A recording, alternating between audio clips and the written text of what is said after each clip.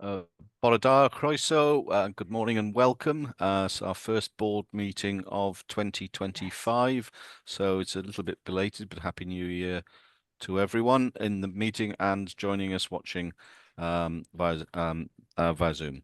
So as usual, we are holding the meeting virtually, providing an opportunity for everyone to watch the meeting in real time, but of course there will be an opportunity to catch up with the meeting via our website after the conclusion of the meeting. Simultaneous translation facilities are in place, and for those who are not familiar with how to access them, if you hover your cursor over the screen, you'll see a globe. I think it's the second one in from the right on the middle icons. If you click on the globe and select Hear Translation, you'll then hear an English feed throughout the meeting where Welsh is being used. If as is usually the case, we might not necessarily be looking at the camera. Please forgive us. We'll be looking at papers which might be in front of us, or for some of us on a screen to our right or our left. We're going to be taking two breaks today. One, a comfort break after item 5.1, and then a lunch break, which I'm hoping we'll take after item 6.2. And we're aiming to conclude today's meeting at approximately 2:30, 2:35. Joining us today will be some colleagues, and I'll let Rydian introduce them when we get to the shared listening and learning item on digital inclusion.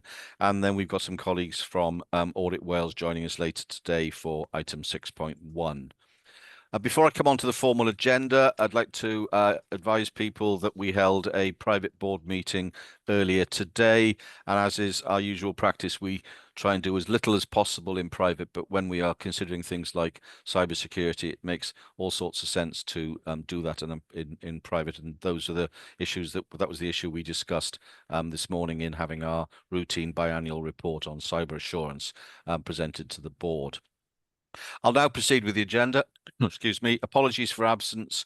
We've had apologies from Rowan Gardner and Sam Hall. Looking around, obviously there are no further apologies.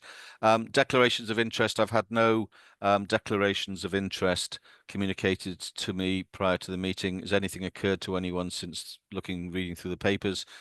No, thank you very much. So if we move on to the consent section of the agenda, and as usual, hopefully if people have seen things that they wanted to pick up on, they've been in direct contact through Chris with relevant board members. If there is anything specific that people want to raise, please do let me know, and we'll try and find an opportunity to squeeze that in the agenda somewhere. So if I go through then, so we've been asked to approve the minutes, item 2.1 from the board meeting held on the 28th of November. People happy to do that? Yes, thank you. We are noting that there are the two actions on the action log, one being complete and the other underway, item 2.2. People happy to note that. We're noting the forward work plan. We're noting the report on social partnership duty. We're noting the end of year reporting approach. People are happy to note those items. Thank you. And we're approving the governance assurance framework, item 2.6. People happy to approve that. Thank you all very much. If we move on then to the main agenda, and as usual, the first item on the main agenda is a shared listening and learning presentation, and I'm going to hand over to Medical Director Rydian Hurl to introduce this item. Rydian, over to you. Morning, Simon and colleagues. Hopefully you can hear me. I'll be introducing this item. Joanne Dundon and Sheila Williams will be taking us through the slides. Just a couple of things to point out. Further information can be found online. There's an excellent website which is supported by Welsh Government, the digitalcommunities.gov.wales. And the reason I say that at the beginning is because on its homepage it says 7% of adults in Wales are not online, and we're nearly 30 years since the launch of the World Wide Web, and some people remain excluded from digital services, and that means they cannot, or they have difficulty, or they need help to access health and care services. I'm very pleased that we are one of 11 organisations that have signed up to the Charter, and in fact we're one of only 2 NHS organisations in Wales that have done that, and those details are found on the Digital Communities Wales website. So let me introduce Joe. Joe, hopefully your microphone's on. You have some slides, so the floor is yours. Thank you very much. Thank you. Thank you very much for inviting us today. So, as you can see, I'm a National Digital Lead of Public Engagement at Digital Health and Care Wales, the Engagement Lead for Digital Services for Patients in the Public Programme. And we're joined today by Sheila Williams, who's the Cluster Project Development Manager in Cardiff and Vale, and we'll be talking about some of the work that we've been doing. I've also included Dr. Saima Ahmed, our Associate Medical Director for Primary Care, in these slides. Unfortunately, she is triple booked today, but I do really wanted to acknowledge all the work that she's been doing with us as well. If you could go on to the next slide, please. So I just thought, just as a reminder for the board on what we've been doing on digital inclusion and what it actually means, and actually, as Rydian has just said, about the 4 pillars and how many people are digitally excluded in Wales. And if we go on to the next slide, just the policies and strategies. So as you can see, there are quite a lot, not only from the Digital Communities Wales website, but also Welsh Government have a lot of strategies which include a mention of digital inclusion and digital exclusion as well. We've also incorporated the Wellbeing Future Generations Act and the Digital Inverse Care Law, which is very similar to the Inverse Care Law, but actually it does affect people with who are probably the most likely to use the health services, are probably the least likely to have digital skills, and also the national principles of engagement as well. If you go to the next slide, please. So what has DHCW achieved over the last 2 years for digital inclusion? So we have the accreditation has been signed off, as you're aware, and we've been working on a digital action plan. We have established a digital inclusion working group, which has been chaired by Helen Thomas, our chief exec, which covers all areas and directorates in DHCW, which has been really well attended. We are in the process of recruiting a dedicated digital inclusion manager who will be responsible for the development and delivery of the DHCW action plan. And as you can imagine, we're incorporating our DSPP digital inclusion as part of the NHS Wales app. We also have a digital champions initiative, and I'll also talk about some of the work we're doing with Compass as well. If you go on to the next slide. So we've managed to secure some funding from DHCW to pay Compass to work with us on 4 work packages at the moment, which has been really useful for us, because we want to make sure that we have different ways of ensuring that we're working very closely with the communities and our NHS Wales colleagues as well. So these are the 4 work packages that are currently underway. We have one on the community volunteering project. So we have over 80 people within DHCW who've been trained as digital champions. We've also set up a new in-depth training package for using the NHS Wales app, and about 30 people so far have gone through that training. But we have been struggling to find places where people can go. So we're working with Compass to use their connections with third sector community hubs and libraries to create heat maps for people, so we can say these are places that people can go and support patients and the public in using the app. Second project is about seldom heard voices, and this is developed from some work that was done for the Digital Medicines programme. And we want to monitor in 2 Welsh community practices, testing different ways of giving information about the electronic prescription service to see is it easier for those people who have language barriers, who don't speak English or Welsh, or those who have sensory loss or disabilities who would like to have information in different formats. We've also been working very closely with Community Pharmacy Wales and the Digital Medicines programme, again on looking for pharmacy support for the app. So for example, when patients come in to the community pharmacies to pick up their prescriptions, there's a really good opportunity that the community pharmacists can say, and are you aware of the NHS Wales app, and support people there as well. So some of these projects, you might end up that they will actually might merge together, because there's lots of crossovers of the different people that we want to get involved. And the final work package is developing a framework, monitoring framework, as part of the Building Our Futures programme, so that we can make sure that any work that we're doing now will also build into the action plan as well. On to the next slide, please. So how are DSPP, the Digital Services Patients and the Public, raising awareness? We have a Patients and Public Assurance Group, which comprises different organisations who can support the 9 protected characteristics, as well as diversity and sensory loss, etc. We've also been doing our roadshows and awareness with the DHCW. We're also encouraging people to join our user research panels. We've now got over 5,200 people who are able to be part of any work that we're doing and developing the NHS Wales app. And we also ask for where you are in Wales, if you've got a condition or are you caring for anyone with a disability, and your competent skills in using digital as well. This has proven really, really valuable for us to get lots of really invaluable information from people on and real life experiences of how they would like to use the app in future. I'm also a member of the Digital Inclusion Wales Network Alliance, as well as Welsh Government Digital Inclusion Skills Programme Board, which again is really useful to be able to share our experiences with like-minded organisations across Wales. The other area is also that we have developed a digital inclusion survey for patients and the public. That was from June 2023. And that's been really useful to understand, again, across Wales, the hotspots for people who were struggling to use digital. And finally, we really want to encourage anyone within DHCW and beyond to become a digital champion. We see this as an invaluable way to get involved in what we're doing. So on to the next slide, please. So what is a digital champion? Well, digital champion plays a crucial role in helping people to get online in Wales and can help organisations with a digital transformation journey.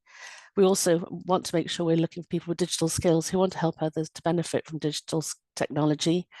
And with DCW, we can help to improve the digital skills and confidence of staff and volunteers and support the development of digital champions programs.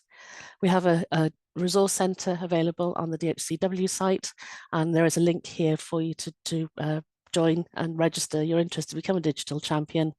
So we would really encourage staff to join that as well. On to the next slide, please. As you can imagine, we're also doing a lot of engagement across Wales, not only with the training, but we're also doing demonstrations, and just this gives you a flavour of some of the organisations where we've been doing these demonstrations of the NHS Wales app and digital skills. We've been also working with existing digital trainers from public libraries, from community hubs, from third sector organisations and housing associations, as well as the work that Sheila will be talking about shortly as well. Also I've had conversations with the companies like Big Issue and BT, because there are also opportunities that if they're already rolling out digital services, there is a way that perhaps we could get involved in what they're doing with their staff as well. And finally, the events. I think this is a really good opportunity for us to showcase what we're doing with the NHS Wales app. We've also been very lucky to be part of the Healthy Lives community engagement. We've had a stand at the National Eisteddfod. We did a family engagement event in Newport, and also trying to encourage GP practices to allow us in to show what the app can do. And again, that's another bit of area we'd like to do a bit more work on as well as public libraries. On to the next slide, please. So now I'll hand over to Sheila to talk about this pilot project, which has just started. Thank you.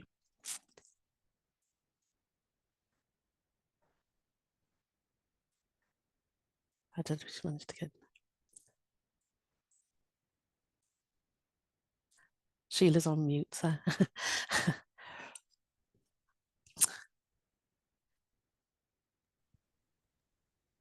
Sorry. Sheila, you're on mute, I'm afraid. Thank you. I think she's struggling to unmute at the moment.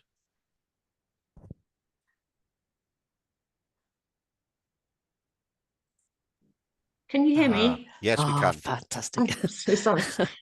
Well, I'll have to start again because otherwise, Joe, you won't hear me to say thank you. And thank you all for inviting me today to talk about the NHS app Community Digital Champion Initiative in the South East Cluster. So the reason for the initiative was that the population is around 66,500 with primary and community care delivered by 8 dentists, 8 GPs, 7 optometrists, 10 pharmacists, secondary care and support services through the local authority, third sector and charity organisations.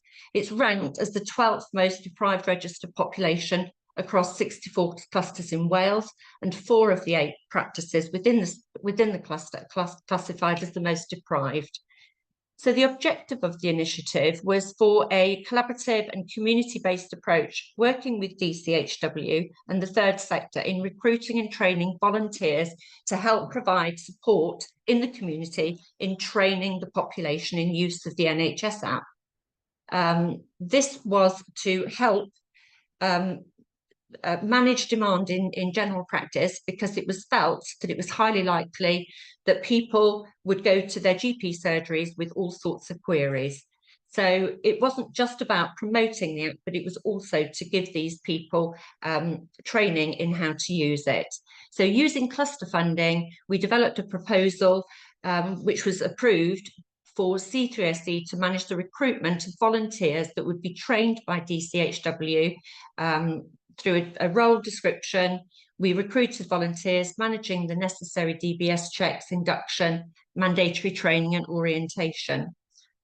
The volunteers then received the training, which consisted of a demonstration of the app from a patient's perspective that covered internet connection, smartphone specification requirements, the registration process, login, features within the app, and some messages people would see. Together with a Q&A session. The training also provided PowerPoint slides, which the volunteers were then able to take away with them to use as a resource, containing lots of useful links and contacts. A 6-month training timetable has been developed, and the training is being provided in the 8 GP practices and 5 community venues, which includes libraries, hubs, etc. So the training is happening between January and June. It started the week commencing of the 6th. Feedback is going well. There are different numbers of people coming into these training sessions, but we like to think that every person we train, they will tell 6 others. And so we expect the numbers to increase over time, because it's very early days. So it was important, as I say, not just to help reduce the number of people who may contact their surgeries with NHS app queries, but to increase capacity in GP practices, enabling patients to book their own appointments, order prescriptions, and provide them access to their information about immunisations, test results, consultations and events such as diabetic chronic disease reviews, medicines prescribed in the past, so they could view their past medications. And it was felt that that would help free up appointments on general practice. To formally recognise volunteers in helping us do this, they each receive a certificate to kind of mark the work that they've done in connecting the community. This is going very, very well, and we have had other interest from the North Cardiff cluster to kind of mirror what we are doing here. So that would happen in the Southwest. Can I hand back to you, Jo? Yes, certainly. Thank you very much, Sheila, and thank you for an enthusiastic update on what you've been doing. I think it's definitely will help us to shape the support and understand the local issues, which are probably the same wherever you are in Wales. So the next steps are to finalise our action plan and recruit the digital inclusion manager for March, as well as consider how we use the evaluation of the pilot project and roll out digital champions in other clusters. We also want to complete the work packages with Compass. We also want to ensure that digital inclusion is understood and embedded across DHCW, as well as recognising the importance of DHCW working in partnerships with organisations across Wales to deliver digital inclusion. Thank you for listening, and we're happy to answer any questions. Thank you, Jo and Sheila.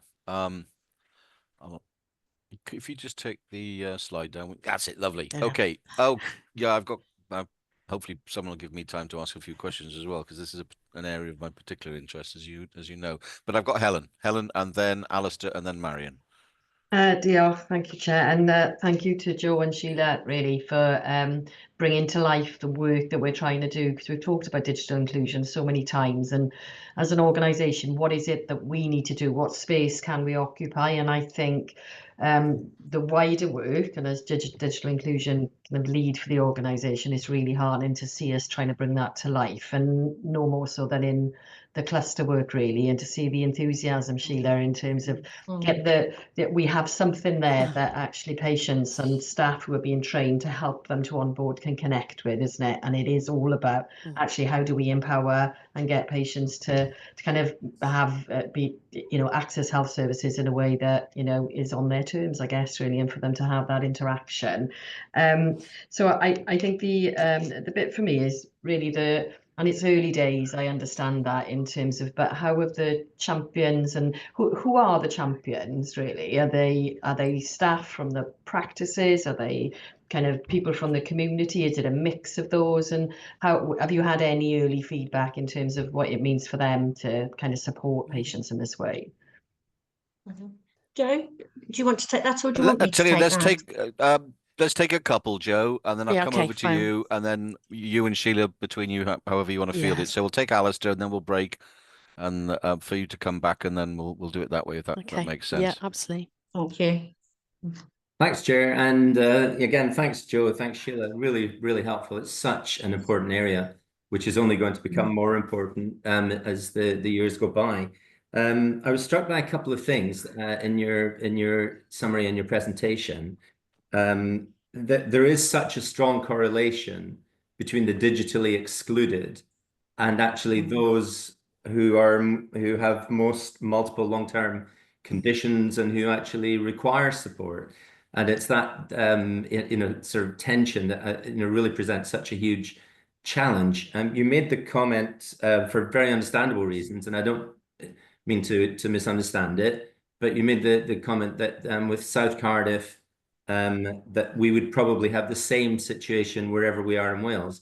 And it's just really to highlight the huge difference with the rural communities, where there very often will not be, for example, a library, and in many cases there aren't community hubs. There are small communities, they're small groups of residents, many of them living in individual locations, but there are many tens of thousands, hundreds of thousands across the country. And we already have within local government social services, a whole network of people who very often on a daily basis, but certainly on a very frequent basis, are making direct contact with those very people. And in many cases, there are digital champions and digital approaches being unrolled, but I'm not aware that they're connecting as well as they absolutely could do. And I absolutely noted your major block, which included local government. Fantastic to see that. But this does strike me as one of those potential situations where we might be at risk of building a new system when there's already an extremely good one out there, that if we could absolutely lock in to that being the same system, we could actually utilize and connect with community volunteers. They're already doing that, to become those digital champions, and on a day-to-day basis, build up the capability of people with multiple long-term conditions who are otherwise excluded, and build their connectivity with the digital world, but firstly the app. And it really is just a plea to say perhaps we need to sort of raise that to be the absolute front line of our approach, rather than something that we also do. Yeah. So thanks very much, though. I really support this. Thank you. Joe, do you want to pick up on those first two Absolutely, yes. contributions, Yeah, absolutely. and then we'll come back to the. Off you go. Sorry, sorry. Yes, we've been through DCW's contacts with their third sector organisations, their community hubs, libraries. We've also been reaching out to wider groups, as you can see on the list that I put up on the slides. I think Sheila, with the because get this right, C3CS, we've actually managed to get input from Cardiff University students who working in the IT degrees or the medical school, and I think that's been really useful to find different people with different outlooks and skills to support the patients as well. I think there's a lot more we can do. Again, we've got our staff within DHCW as well, and getting more of them and more of us, I should say, trained would be really useful. If you're feeling confident in using digital daily, there's a really good opportunity that we could help people who don't have that support. I think, yes, I agree. Actually, Alistair, yes, there are differences between rural and urban areas. However, I think it still is, there's a lot of work we could do. The Good Things Foundation do provide devices, and I think there could be a really good opportunity for us to engage with commercial companies to see whether they can support the lending of equipment and devices for people. There is a lot of issues that you don't have access to your local libraries, though they want to close them. So how can we make sure that we can try and bring this closer to people within their own homes, and really developing more support through the app as well. I think I've also put a list in the resource centre. There's a Welsh Government directory of services across Wales for digital inclusion. Again, that'd be really good if we could actually start adding in the support that you get for the app, as well as just general skills. And also, I don't know if you're aware, there is a minimum data living standard that's been developed and been promoted by Welsh Government. It started off really with households with children who are at school age to provide resources for them. But again, I think if you've got someone with a long-term condition, I think that probably be a really good a way of making sure they have devices as well to be able to use our digital services as well. Yeah, and if I can just add, I completely agree. This isn't about reinventing the wheel. It's about how we can enhance those networks that we already have, and really kind of maximise relationships being visible, and creating a model, because we do think it's working, even though it is early days. We are getting positive results so far that we can share with others, that will have the principles and the concepts in it, but it is adaptable so that it's reflective of each population. Thank you, Sheila. Sheila, thank you, Joe. Marion, and then Marilyn, and then we'll come back to you, Joe, and Sheila again. Thank you, Chair. I'm going to speak in Welsh, but can I just check that Sheila will be able to hear the interpretation? I'll go on and we'll translate if need be. Can you hear Sheila and Joe? The translation, did you hear that? I think, No, I didn't. No. Oh, Right, we'll try this first. If you go, hover your, I'll do it very quickly. Hover your mouse over the screen. You'll see a globe in the icons in the middle. Second from the right, it should be. Click on that and select Hear Translation. Don't worry. No, I'm sorry, I can't see. I don't have it. Don't worry, I appreciate you're joining from afar. So can I just thank you both for what was a really heartening and very interesting presentation. It's really good to hear about the action plans that are taking place in what is a key area for us. Appreciating that the South Cardiff pilot is in its very early stages. But my question, I guess, is a broader one about how we measure the impact of the work that we're doing. Do we have specific targets to see that 7% percentage of adults in the UK who are not online, and how we transfer that sort of figure within Wales? So how do we measure success? What does success look like? And when do you think we will see that as a result of what is a very comprehensive action plan that you're developing and implementing? Yeah. Well, that's one question I won't need to ask now then. Marilyn, over to you. Thank you very much. Thank you, Sheila and Joanna, for some excellent presentations. I just wanted to talk about, similar to what Alistair said about the hubs. I think often we think we have to do the work ourselves, but I do lots of work in the community, and sometimes it's easier to piggyback on what's already happening out there. And one of the things I did mention to Compass as well was about us connecting with the people we're already not connected with, if that makes sense. And I know you've done that and spoken to some organisations, but it's actually just possibly utilising the public as well, about actually making sure that those organisations let people know that they can just become, for instance, digital champions and volunteer for those services. And just like Alistair said, where there's places where there's not those community hubs, they're not those connections, there might be community organisations that don't belong to umbrella groups.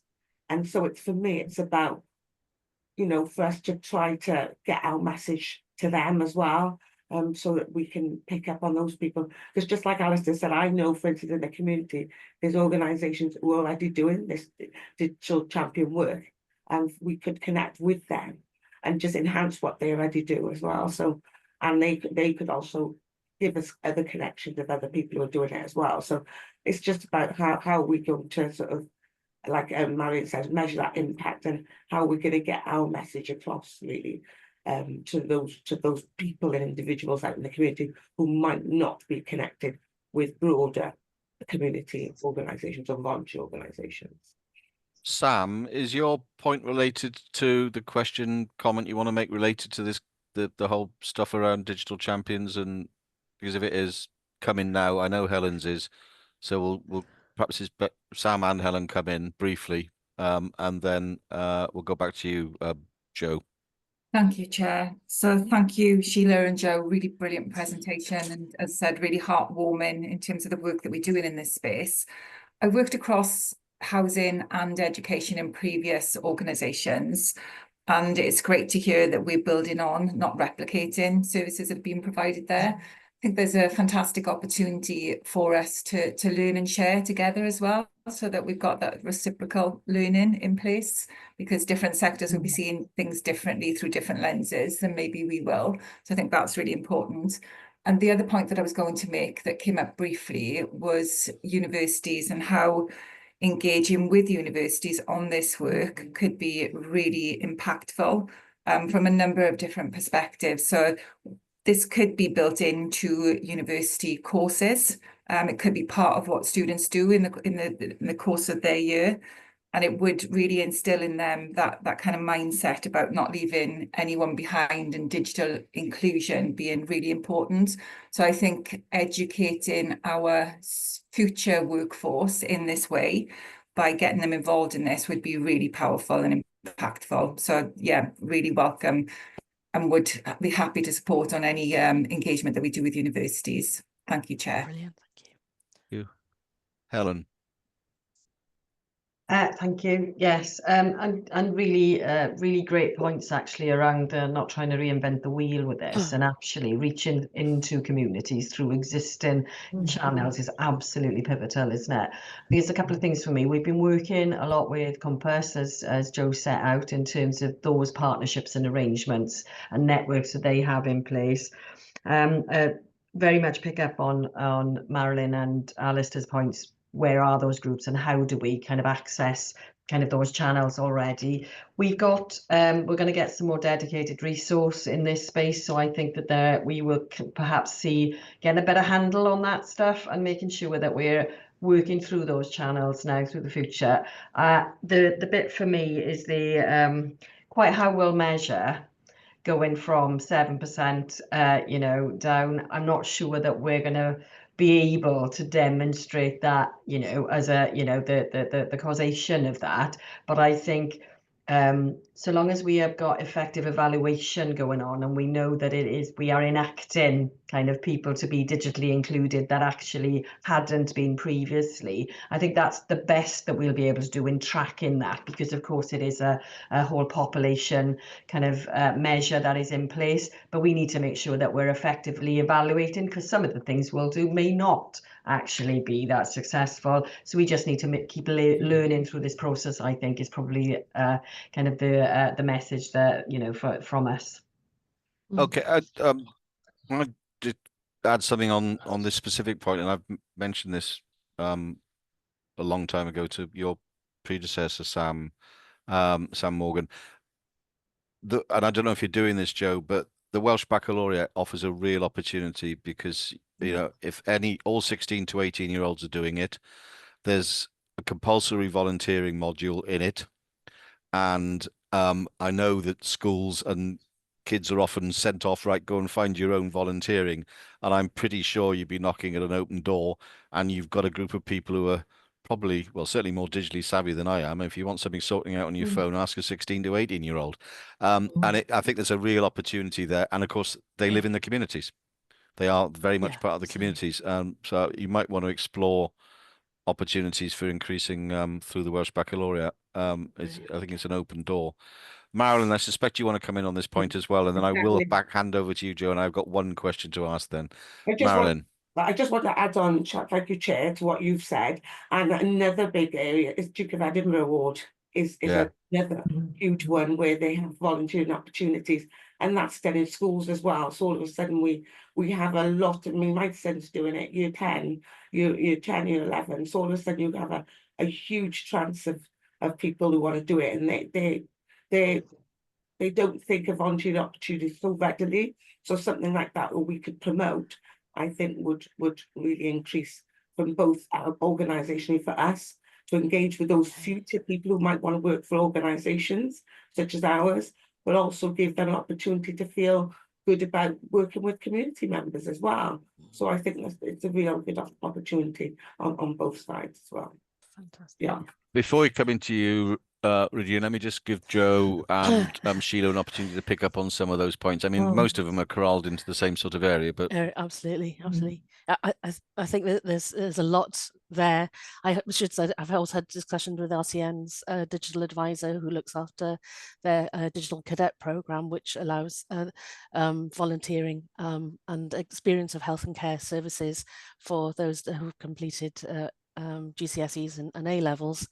So again, it's very similar to the comments about Welsh Bac and Baccalaureate and the Duke of Edinburgh, but definitely if anyone's got any contacts there, that would really support us.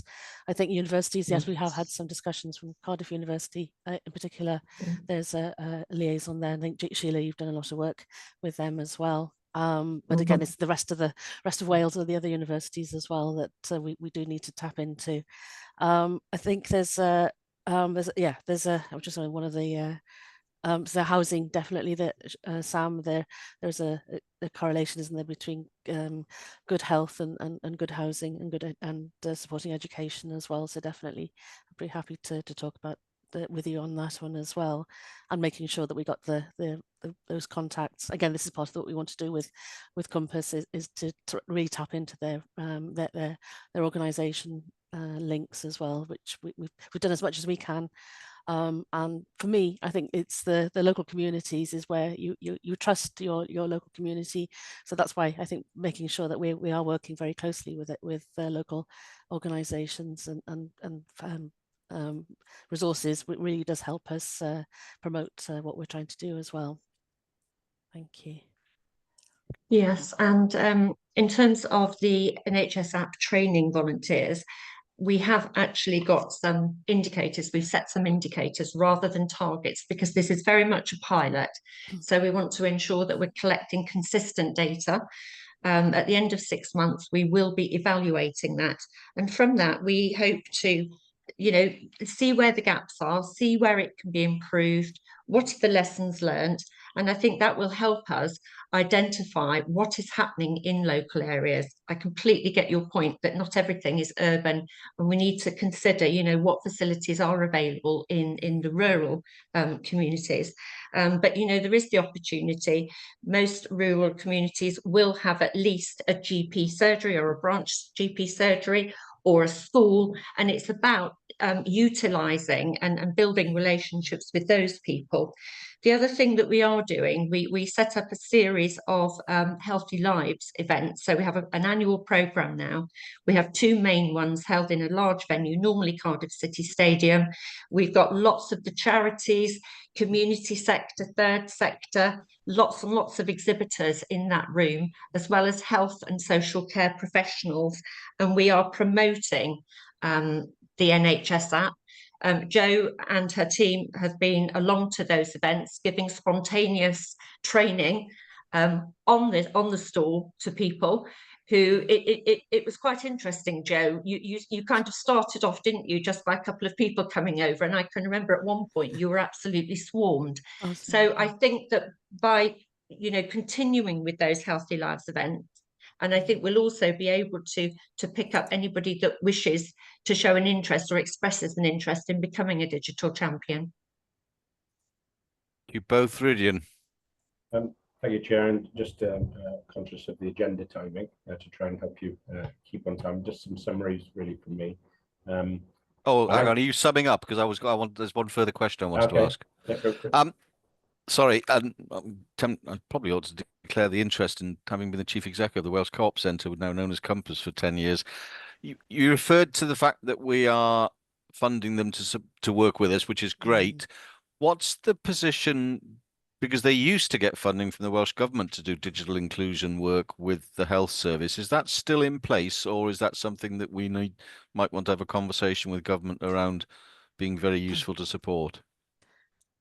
There is I think their funding finishes in June this year, so I think there's been a consultation out in November. I think we're just waiting to hear back on that as well. Okay. I got sorry, no more hands. Ridian. Thank you. Just to reiterate my thanks to Jo and Sheila. Just to note, Dr. Ahmed is covering GP surgery, so I'm sure we'd all rather seeing patients than being online. There's a real opportunity through the policy of making every contact count, which is obviously a policy for promoting health services, supporting behavioural change, and reducing risk of chronic disease. Further details are available regarding this piece of work in the Digital Inclusion Guide for Health and Care in Wales, which is found online. I think we all, healthcare professionals and colleagues who support, have an obligation to help citizens to onboard, to assist in the navigation, and to benefit from online services and information. And I think this is a great example of how we can digitally support the citizens of Wales to a healthier Wales. Thank you, Chair. Thank you. Thank you very much, you. Ridian, and a special thank you to Jo and Sheila for, there's a massive amount of work going on in a really important area. So, keep the great work up. Thank you very much indeed for that. And you can see by the number of people who wanted to engage in the conversation with you how important the board regards this as well. And I apologise, Marion, for cutting you off. Not Helen, because she spoke twice. Thank you, Chair. And just by the way, I have noted all of your names, and you will be getting an invitation to our future Healthy Lives events to see it all in action. Excellent. Well done. Okay, and if you want to do it collectively, just get in touch with Laura or Chris, and I'm sure they'll help you out, Sheila. Okay, if we move on then to the next item of the agenda, which is my report. It's there. You've all had a chance to have a look at it. There's a couple of things I'd like to specifically pick up on. The first is Helen and I now, I think since the last formal public board meeting, I've had 2 meetings with the Minister, the first via Teams and the second, I think very helpfully, a face-to-face meeting.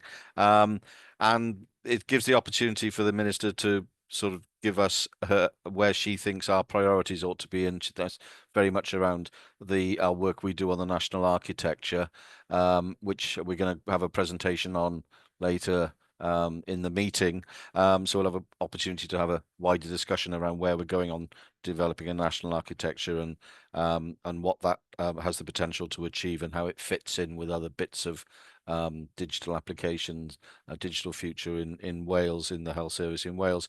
It's also given us an opportunity to talk through things like the app, and importantly to highlight the issues around the the problems or the challenges we're facing with one of the GP systems currently, and to talk through how we can work together on managing that in the best interests of the GP practices and their patients over the coming months. And it's also given a real opportunity, we did at the last meeting, to talk to the Minister about cyber and the importance of really keeping our foot on the pedal around cyber assurance, cyber security. As I mentioned, we had a private board meeting taking our biannual report on that today. So they're very, very useful meetings for us to explain where we are on certain things, to raise issues with the Minister and for her to raise issues with us. And our next meeting is next Monday. It's the first Monday in every month. The other one I'd like to pick up on, which is the item you see there of the meeting with the collective chairs of the Ministerial Advisory Group for Performance and Productivity, and that two bits came out of, well, one important bit coming out of that is that it gave me the opportunity to talk about the role that things like the app could have in the part they can play in signposting and managing demand, and making sure that giving people a better, another way of establishing where they should present with whatever they're experiencing at that particular time, and the potential that has for contributing to easing the pressure on particularly secondary care services, and particularly secondary urgent and emergency care. Helen and I are meeting with the group next week. I think it's the 4th of February, to specifically talk about digital issues, because I think they are keen in their report to say some things about where Wales ought to be focusing in terms of improving performance and productivity using digital. And the last one I'd like to highlight is the Ministerial Assurance meeting, which focused on the revisions to the chair's objectives, a big part of the meeting, and the way in which the minister was going to engage with chairs of the health boards and health bodies around Wales. And there was also a short section at the end around the planning guidance that has been issued to all health bodies in Wales, and it gave me the opportunity again, and I take every opportunity to do this, to make a plea for when prioritisation is, organisations are going through prioritisation, that cyber is at front and fore of their minds. And we know it's tricky. We know the pressures on money are huge, but it's like an insurance policy, isn't it? You don't know you need it until you need it. And we really do need to keep that front and center of people's thinking when they're planning and looking at budget. So I took the opportunity to raise that again in that meeting. Those are the bits I just wanted to highlight. Ruth, I don't know if there's anything you wanted to highlight. No. If anyone got any questions or comments? Marion, you've got your hand up, definitely let you in now. Marion. Diolch yn fawr, Cadeirydd, a diolch am y diweddariad yna. Ga i ddodi just pwynt ynglyn â'r y broblem sydd wedi datblygu o ran INPS. Ma'n ymddangos beth bynnag fydd y datrysiad, bydd angen rhagor o gyllid i ateb y broblem yma. Ga i sicrwydd bod hwn dan ystyriaeth gan Lywodraeth Cymru? Ydy hwnna'n rhan o'r drafodaeth sy'n digwydd rhyngddon ni ar Lywodraeth ar hyn o bryd?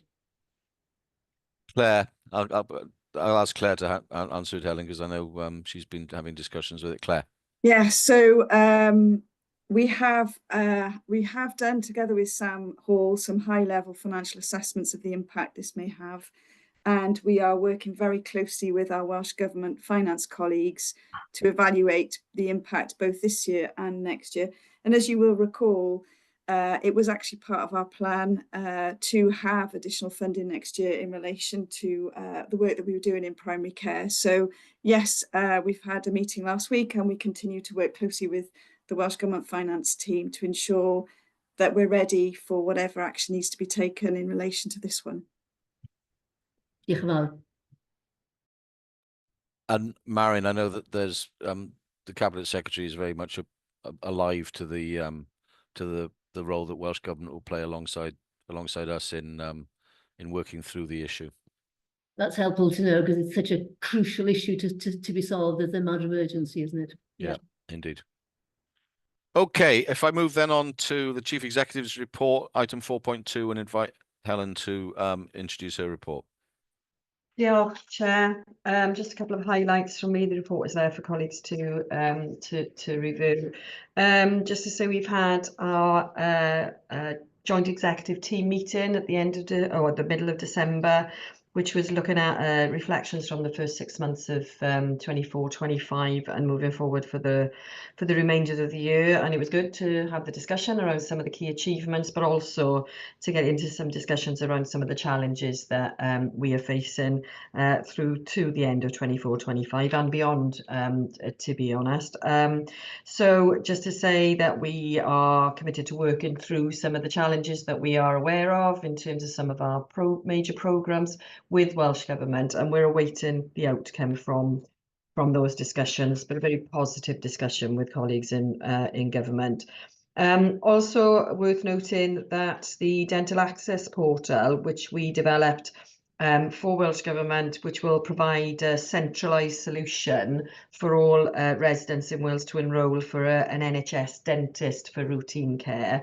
I'm pleased to say, after being temporarily taken down before Christmas, the app is back live with the 3 health boards who were live, and the remaining health boards will be live by the 12th of February. So really good to see that out there once again. Also to note the Digital Data and Technology Governance Review that Judith Paget, the NHS Wales Chief Executive and Director General of the Health Group, commissioned mid last calendar year. That group has finished its work, and there are a set of recommendations and a final report that has been issued by Judith, which sets out the 16 recommendations and the actions associated with taking those forward in a formal letter to the Chief Digital Officer in Welsh Government. So one of those will be the DDAT, as is the Digital Data and Technology is shortened to. Leadership Board will now be chaired by Judith herself. So terms of reference are being drafted at the moment, and myself and Chris Darling were able to kind of have a discussion on that in the formulation of that with Welsh Government digital policy colleagues earlier this month or last week. So I think that first meeting of that will be in diary shortly. Picking up on Marion's point there around the INPS issue, I will go into this in a bit more detail, but just to say that that has been kind of quite a key focus for the organisation, particularly Sam Hall and her team and wider colleagues across the organisation in terms of taking that forward. But I'll give a bit more of a detailed briefing on where we are as part of the update of the risk register. I think that's probably the main things to highlight for now, Chair. Thank you very much, Helen. David. Thanks, Simon. Thanks for the update, Helen. Firstly, well done on getting the dental access portal back up and live. There was a lot of good work that went into getting that. So it's good to see we've got a date for getting it deployed all across Wales now. The question I had was around the Digital Data and Technology Governance Review. 2 things. So do you have some sense of the timeline for implementation of the actions? And secondly, in different part of the report, you say there may be some implications for DHCW. Could you, if you're able to, just expand a little bit on what's meant by that? Yes, of course. So I think there are some immediate actions in terms of the governance arrangements that need to be in place. There are some actions around definition of the policy position around Once for Wales, and there were quite a few kind of internal Welsh Government procedural recommendations as well in terms of how digital policy development and how kind of oversight of the system actually needs to be taken forward. My understanding is that there will be that there is work in train now, and that they will be reviewed in that quarterly basis by Judith herself, because it was her who commissioned the review. The bits for us are how we engage with that governance in terms of the broader kind of oversight of DDAT delivery, if you like.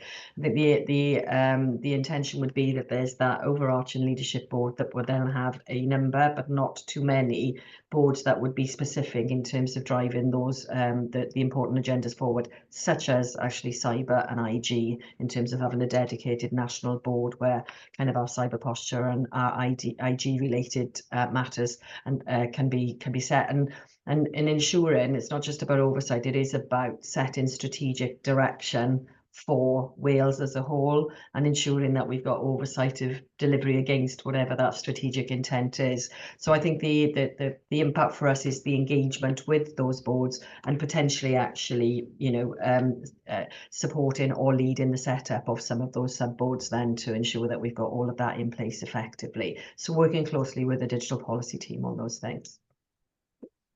Thanks, Helen. Thank you, Helen. No one else has been asked to receive the report. Thank you. And we move on to the next item, item 5.1, the organisational sub-strategies update. And I'm going to invite Ifan to introduce this item. Over to you, Ifan. Diolch yn fawr, Simon. Byddai'n siarad yn Gymraeg am yr eitem hon a'r eitemau sydd gynnau yn dilyn. Mae chwarter awr gyda ni ar yr agenda am yr adroddiad, a mae yna gryn dipyn ynddo fe, felly wi jyst yn mynd i roi rhai o penawdau, a wedyn gobeithio cael cyfle i bobl holi cwestiynau os oes yna gwestiynau ar yr is-strategaethau unigol, a wedyn byddai'n dod â aelodau o'r tîm reoli mewn i ateb ar y strategaethau maen nhw'n berchen. Adroddiad yw hwn ar trefniadau sicrwydd newydd i ni wedi rhoi yn ei lle ar gyfer ein prif strategaeth, y strategaeth hir dymor, a yr is-strategaethau sydd oddi tan nhw. A'r peth allweddol yw sefydlu grŵp sicrwydd strategaeth neu grŵp sicrwydd strategol newydd sydd wedi bod yn cyfarfod ers yr Hydref. Tair amcan neu maes gwaith sydd gyda'r grŵp hynny. Y cyntaf yw adrodd yn erbyn y strategaeth hir dymor, y cynnydd sydd gyda ni fyna a mi fydd yna bapur yn dod i gyfarfod nesaf bwrdd yn mis Mawrth ar y strategaeth hir dymor. Yr ail beth yw adolygu y cynnydd yn erbyn ein is-strategaethau. Mae 14 is-strategaeth gyda DHCW ar hyn o bryd, efallai yn y dyfodol bydd rhagor neu llai, ond mae llawer ohonyn nhw, felly ni eisiau cydlynu'r gwaith hynny. Ac yn drydydd i roi fwy o sicrwydd wrth bod ni'n paratoi i strategaethau newydd neu yn diweddaru y rhai sydd gyda ni. Fel rheol maen nhw ar cylch 3 mlynedd, a felly bod ni'n gallu dod at ei gilydd y ffordd i ni'n gwneud hynny mwyn cael mwy o gysondeb ar draws y sefydliad. Mae'r grŵp yn gweithio'n agos gyda'n tîmoedd cynllunio a perfformiad yn arbennig, ond hefyd yn cynnwys perchnogion neu arweinwyr bob un o'r is-strategaethau, fel bod ni'n gallu gwneud y gwaith hyn mewn ffordd sy'n cydweithredu ar draws y sefydliad i gyd. Yr un peth wysau tynnu sylw at yw bod y grŵp ddim yn cadw gorolwg o'r strategaethau sydd tu fewn i raglenni. So, os oes gyda ni raglen cenedlaethol mawr cymhleth, mi fydd yna strategaeth bwrcasu, mi fydd yna strategaeth data, bydd strategaethau gwahanol o fewn rhaglenni, a mae rheini yn aros o fewn y rhaglen o ran llywodraethiant y rhaglen, oherwydd bod nhw'n rhaglenni cenedlaethol sydd ddim yn berchen yn unig i DHCW. Mae'r papur hefyd, mae'r papur sydd gyda chi heddiw, yn gychwyn ar tacluso'r broses o adrodd i'r bwrdd. Mae gyda ni 15 strategaeth i gyd, y prif strategaeth a 14 o strategaethau unigol, a mae dod â bob un o'r rheina i'r bwrdd, un ar y tro, yn gwneud yr agenda yn llawn iawn trwy'r flwyddyn, gan mai 6 cyfarfod sydd gyda ni. Felly mae'r papur yn pecynnu adroddiadau at ei gilydd, a mae hwnna yn mynd i helpu i ni gallu gweld y patrwm sydd rhwng y strategaethau, y cysondeb i ni eisiau gweld ar strwythur cyffredin mewn mwy nag un is-strategaeth fel bod nhw'n dod at ei gilydd, a hefyd y croes gysylltiadau sydd rhwng un is-strategaeth ac is-strategaethau eraill. Mae 5 ohonyn nhw, fel maen nhw'n gweud yn Saesneg, flying start. Felly mae 5 ohonyn nhw yn dod atoch chi heddiw, a wi jyst yn mynd i fynd trwy'r penawdau hynny. Ond dim ond y penawdau, mae mwy o fanylder yn y papur. Felly yn gyntaf, y strategaeth cyfathrebu. Mae hwn fel y gweddill yn strategaeth 2 blynedd. Mae'r adolygiad ddim yn adnabod newidiadau i'r strategaeth, ond dim bod angen adolygu'r strategaeth yng nghanol y 2 blynedd na hynny. Ond yn adrodd ar gynnydd da yn ystod y flwyddyn. Yn arbennig y meysydd, o galw mas cyfathrebu mewnol a cefnogi y rhaglenni cenedlaethol i ni wedi ceisio defnyddio tîm canolog a strategaeth gyfathrebu ar draws DHCW i godi y safon a cysondeb y cyfathrebu sydd o fewn y rhaglenni gwahanol. Wy'n credu bod yna gysylltiadau agos iawn rhwng y strategaeth gyfathrebu, welwch chi'n y papur, gyda rhaglen adeiladu yn dyfodol a hefyd amcan 5 yn yr IMTP a strategaeth i'r dymor ynglyn â sut i ni'n adeiladu ymddirieddaeth ein partneriad. Mae'r papur yn adnabod bod adnoddau dan bwysau, bod yna lot o waith a bod y tîm yn gyfyngedig. Y nesaf yw'r strategaeth ymgysylltu. Does yna ddim newid i'r strategaeth at ei gilydd. Mae ydych chi bapur yn dod lan mewn munud sydd yn dangos rhywbeth ychwanegol. Mae'n dangos cynnydd da drwy'r flwyddyn a wy eisiau adnabod yn arbennig y gwaith i ni wedi gwneud gyda cyflenwyr strategol. Oedd hwnna'n faes o'n i wedi adnabod oedd eisiau ni ddatblygu ein gwaith ni gyda rhai o'r cyflenwyr wir allweddol sydd gyda ni Microsoft, ond hefyd y ffordd i ni'n gweithio trwy gontractiau a phethau tebyg. Felly ni wedi gweld cynnydd fyna. Y brif thema wy eisiau galw mas yw mae'n rhan o'r strategaeth i fedru ymateb yn hyblyg. A ni wedi gweld hynny trwy'r adolygiad wnaethon ni yn yr haf a'r cynllun gweithredu sydd yn erbyn yr adolygiad hynny gan Atos, a hwnna yw'r papur nesaf byddwn ni yn trafod ar ôl y toriad. Unwaith eto, mae adnoddau dan bwysau, mae yna lot fawr o waith a mae tîm yn gyfyngedig o ran i faint. Felly mae yna ffin i beth fedrwn ni gyflawni. Y drydydd o'r 5 sydd gyda chi heddiw yw gwybodaeth a dadansoddi. Eto, mae'r strategaeth yn cael ei chadarnhau, dim newid y strategaeth. Ni wedi gweld cynnydd da o ran gweithio gyda'r rhaglenni trawsnewid cenedlaethol yn yr NHS Executive, dashboards newydd a nifer o beth eraill, gweithio'n agos gyda defnyddwyr, a mae hwnna i'w groesawu. A mae'r diweddariad yn edrych ymlaen at beth sydd yn dod flwyddyn nesaf, a'r peth allweddol flwyddyn nesaf yw symud y data warehouse oddi ar yr is-adeiledd presennol mewn i'r NDR, a bydd hwnna yn rhoi cyfleoedd ychwanegol iddyn ni am y fe'n rhan o'r broses o symud at is-adeiledd data modern newydd addas at bwrpas. Y bedwarydd yw rhannu data a llywodraethiant gwybodaeth, information governance. Felly gyda hwn, i ni wedi adnabod, neu mae'r grŵp sicrwydd strategol, nid fi, ond y grŵp sicrwydd strategol, wedi adnabod bod angen adolygu'r strategaeth a mae yna waith yn mynd mlaen ar hyn o bryd. Oedd gweithdi wedi gynnal ym mis Rhagfyr gyda rhanddeiliad allanol a bobl mewnol. Mae papur ar llywodraethiant gwybodaeth yn mynd i gyfarfod misol y prif weithredwyr ar draws yr NHS wythnos nesaf. A ni'n gobeithio mi fydd yna strategaeth wedi ddiweddaru neu diweddiadau i'r strategaeth yn ystod mis Chwefror. Bydd aelodau'n gweld y newidiadau hynny wedi adlewyrchu yn yr IMTP, wrth bod hwnna yn dangos y gweithrediadau sydd wedi newid, a mi fydd yr IMTP yn dod i'r cyfarfod nesaf ym mis Mawrth, a mi fyddwn ni'n trafod yr IMTP yn ein sesiwn datblygu nesaf ni mewn rhai wythnosau. A mae yna ddiweddariad ar ôl y toriad ar y broses o'r IMTP. A wedyn yn olaf o'r 5 strategaeth heddiw yw gwybodaeth clinigol a newid busnes. Eto dim newid i'r cynllun strategol o ran y 3 blynedd. Ni wedi gweld cynnydd da yn y flwyddyn ddiwethaf yn arbennig ar datblygu proffesiynol, datblygu'r proffesiwn, a hefyd yr adnoddau, fframweithiau a toolkits a phethau tebyg. Eto yn adnabod bod adnoddau dan bwysau. Mae yna thema yn fyna. Felly i grynhoi, wy'n teimlo bod wy'n croesawu yn fawr sefydlu y grŵp sicrwydd strategol. Dwi'n credu bod e'n rhoi mwy o sicrwydd i fi fel cyfarwydd y strategol, i ni fel tîm reoli a i ni gyd fel bwrdd, bod ni yn tynnu'r holl strategaethau hynny at ei gilydd.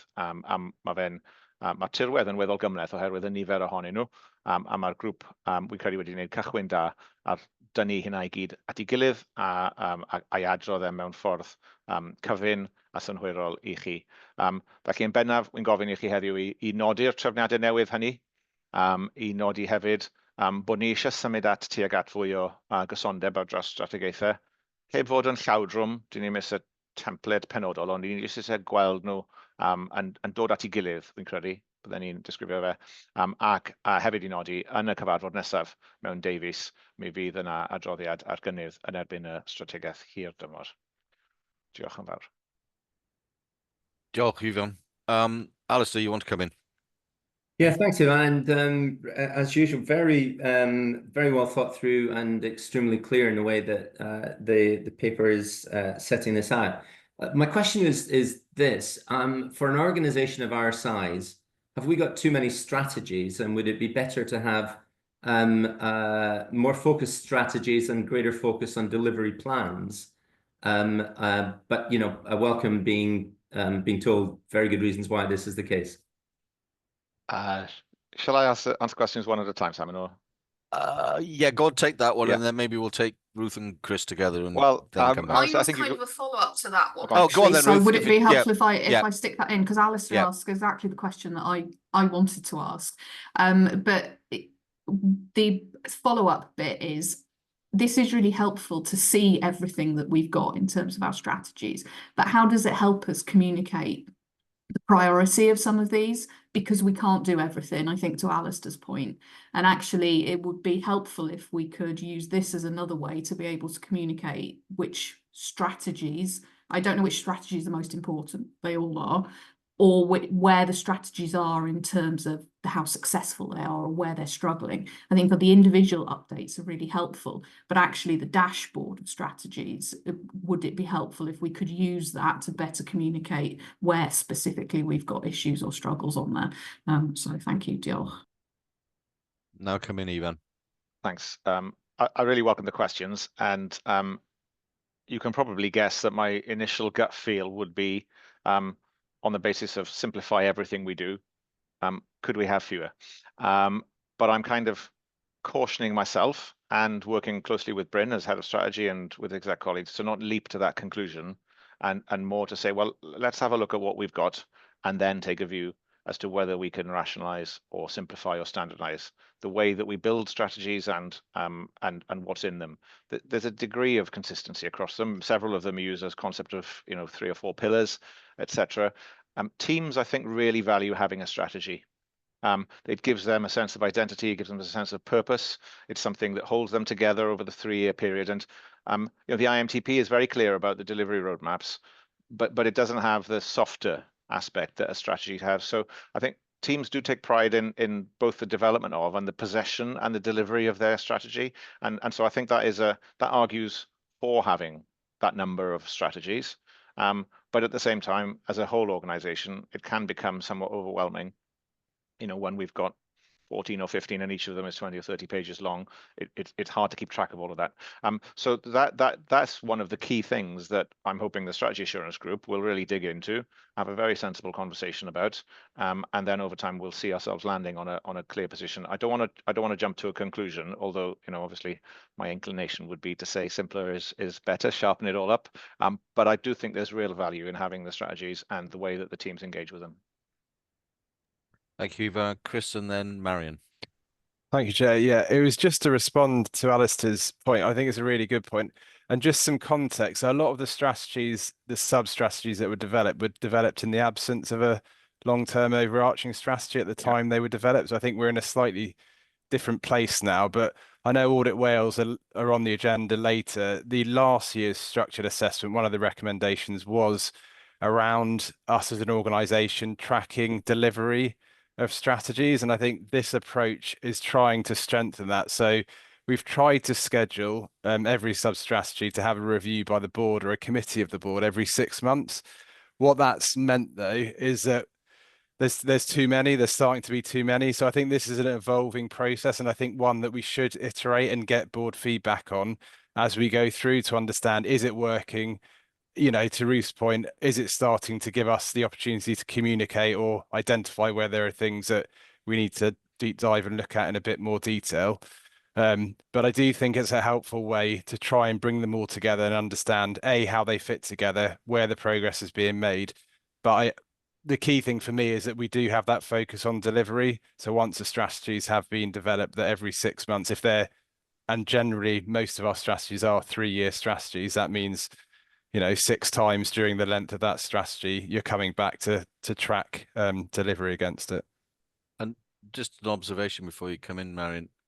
I mean, this is the start of the process, and it is highly likely that as strategies are delivered against, that achievements will be made, and there will be the opportunity to collapse strategies into each other because you've needed to have a wider range, a wider number of strategies to deal with issues because you're at point zero, your starting point. So I'd have thought there's going to be an opportunity in the future to look at how we might collapse strategies into each other because they're on, they're thematically sensible to do so.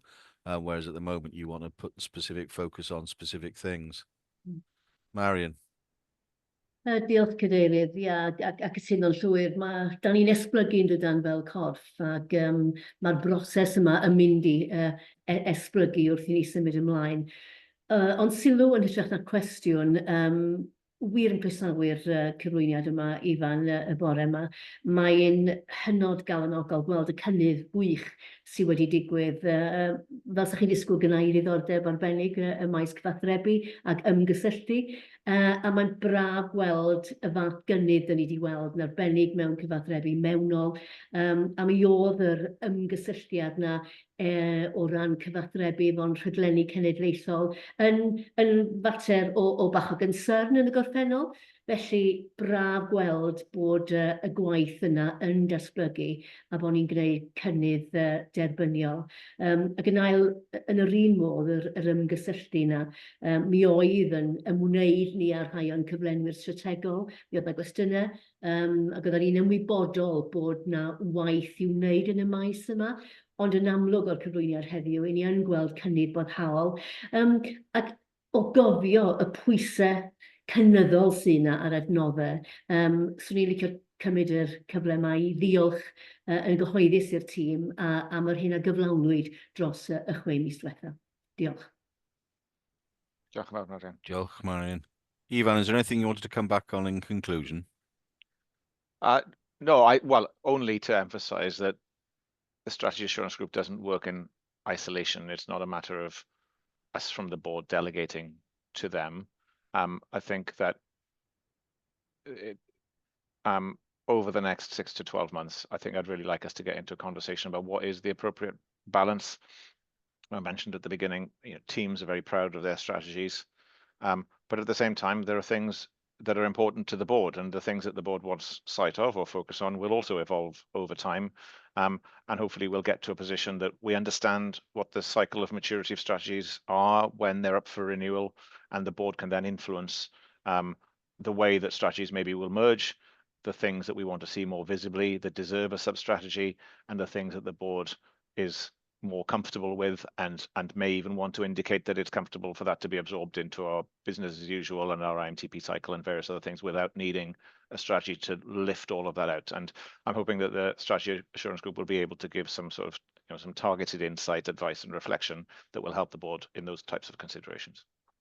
Thank you, Ifan. Very helpful. Okay, so we've been asked to receive the report for assurance, and I'm sure everyone is happy to do that. Okay, we'll take a 10-minute break now. It's 1:45 as near as damn it, so we'll come back at 5:55. If you could turn your cameras and your microphones off, and I'll see you all back here at 5:55. Thank you.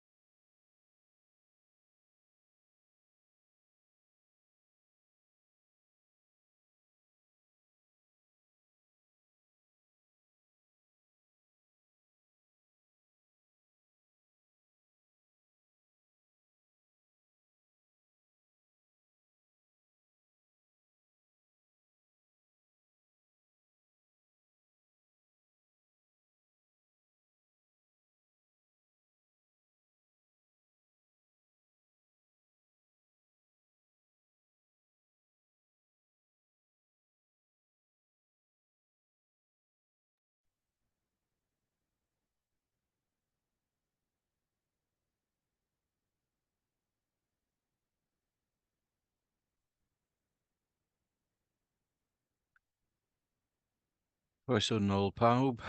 Welcome back, everyone. Ivan, I hope you've had a good strong coffee because you're on for the next 3 items. So we'll move on to the next item, item 5.2, and board members will recall that we commissioned an independent stakeholder engagement survey, and we've received a report at a previous board meeting on the results and finding of that work, and Ivan's going to give us an update on the action plan associated with this important piece of work. So over to you, Ivan. Gred, diolch yn fawr, Simon. Mae gyda ni 10 munud ar gyfer yr eitem hon, a wy'n gwybod bod aelodau a diddordeb mawr yn cynllun gweithredu sydd gyda ni mewn ymateb i'r adroddiad a rhanddeiliad strategol. Felly wi jyst yn mynd i roi hanes cryno a wedyn adrodd lle i ni o ran gwaith. Felly yr hanes cryno yw bod ni wedi cynnal neu comisiynu adolygiad annibynnol gan Atos y haf diwethaf yn mynd mas i siarad gyda'n rhanddeiliad strategol. Allan o'r gwaith hynny, mae yna 27 argymhelliad, neu 27 maes gwahanol o waith, a mae'r cynllun gweithredu yn ymateb i'r 27 argymhelliad yna. Trwy'r broses i ni wedi bod yn pwysleisio bod ni'n gweithio yn agored, bod ni yn gweithio yn onest gyda'n rhanddeiliad, bod ni eisiau clywed drwy gar da, a ni wedi gweithio yn agos iawn gyda Llywodraeth Cymru mwyn bod nhw'n gallu gweld beth i ni'n gwneud yn ymrwymiad ni i weithio yn y ffordd hynny gyda'n rhanddeiliad. Mae'r bwrdd wedi gofyn am orolwg rheolaidd trwy adroddiadau, a ni hefyd wedi bod yn edrych ar hwn yn ein sesiynau datblygu. Felly, pan mae gyda ni gynllun gweithredol o'r fath yma, mae yna nifer o bethau ni'n rhoi yn ei lle mwyn rhoi mwy o hyder bod ni'n mynd i gallu cyflawni, a mae rheina'n cychwyn gyda trefniadau mewnol a'r capacity sydd gyda ni. Felly, ni wedi recrwtio aelod ychwanegol o staff i mewn i'r tîm sy'n cael ei arwen yn abl iawn gan Nadine Payne, a ni wedi sefydlu 2 grŵp allweddol i yrru'r gwaith yma a cadw golwg drosto fe. Y cyntaf o'r grwpiau hynny yw grŵp cyflawni mewnol, so mae gyda hwnna aelodau ar draws yn tîmoedd ni yn DHCW yn cynnwys y bobl sydd yn berchen ar y gwahanol gweithrediadau sydd i gael yn y cynllun. A wedyn mae gyda ni grŵp ymgynghorol allanol hefyd, a yr aelodau fyna yw ein rhanddeiliad strategol allanol. Y bobl am rhai ohonyn nhw wedi ymateb i'r gwaith nath Atos gwneud a bod yn rhan o hwnna, ond hwnna fel bod ni'n gallu dangos bod ni yn gweithio gyda'n rhanddeiliad a gweithio mewn ffordd agored a tryloyw gyda nhw. Felly mae trefniadau hynny a'r capacity ychwanegol sydd angen arno ni i wneud y gwaith. Wy'n credu yn rhan bwysig iawn o'r diweddiad cyntaf yma ar y cynllun gweithredu. Y beth nesaf i ni wedi gwneud i fi ddiweddaru yw gwaith cyfathrebu a hyrwyddo ar draws DHCW. Dyw ymgysylltu a'n rhanddeiliad allanol ddim yn rhywbeth mae tîm Nadine yn gwneud ar rhan pawb arall. Mae'n rhywbeth mae rhaid i bawb wneud ym mhob tîm, achos mae gyda ni lawer iawn o gyswllt reit ar draws y system o ddydd i ddydd ac yn barhaus. Felly, ni wedi treulio diwrnod llawn o'n cyfarfod gyda uwch arweinwyr DHCW, hynny yw 60 neu 70 o bobl sydd yn arwen y sefydliad yn edrych ar y cynllun gweithredu a'r gweithrediadau sydd dilyn o'r argymhellion. A ni hefyd wedi cynnal gweithdai a sesiynau cyfathrebu ar draws DHCW trwy'r dulliau arferol sydd gyda ni, felly 10 talks a diweddariadau i staff a rhai gweithdai penodol hefyd. Mwyn sicrhau bod pawb yn gwybod pa mor bwysig yw'r gwaith yma a bod pawb yn ymwybodol o beth i ni'n gwneud a beth yw eu rhan nhw yn gwneud y gwaith yna. Cynnydd cynnar. Felly ni rhai misoedd i mewn, ond ni eisiau mynd yn gyflym ar y gwaith yma. Allan o'r 27 argymhelliad, mae 16 ohonyn nhw yn argymhellion i DHCW ei hun. Felly yn yr adroddiad, mae yna wahaniaethu rhwng yr argymhellion hynny fedrwn ni wneud rhywbeth amdanyn nhw ar ben yn hunain, a wedyn y gweddill lle mae angen i ni weithio gyda partneriaid. Maen nhw ddim just i ni. Fel yn Saesneg, maen nhw'n gweud, it takes two to tango. Mae ymgysylltu yn rhywbeth sydd gyda bobl ar y ddwy ochr. Felly mae 16 argymhelliad i DHCW ben ei hun, 11 felly, lle ni'n gweithio gyda bobl eraill. O allan o'r 16, mae 2 ohonyn nhw eisoes wedi cwblhau.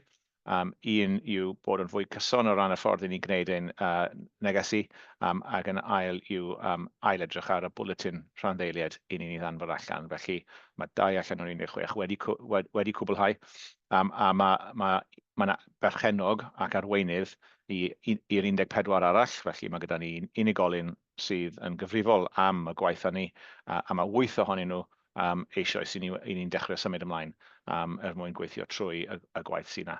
A wedyn ar gyfer yr 11 argymhelliad ar y cyd, lle mae angen i ni weithio gyda partneriaid allanol, mae gyda ni arweinydd o fewn DHCW am 8 o'r rheina, gyda 3 i fynd mwyn cadarnhau pwy sy'n arwen, a mae 6 allan o'r 11 lle mae yna waith yn symud ymlaen ar hyn o bryd. Nawr, wy'n gwybod bod modd dweud, wel, mae yna 3 argymhelliad sydd heb arweinydd eto. Neu dim ond 8 allan o'r 14 sydd ar waith. A wi jyst eisiau tan teilo bod fi'n meddwl bod ni wedi gwneud cynnydd cryf a cynnar a da.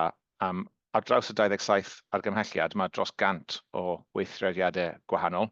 I ni tua 3 neu 4 mis ymlaen o gael yr argymhellion yn yr adroddiad yn reiddiol.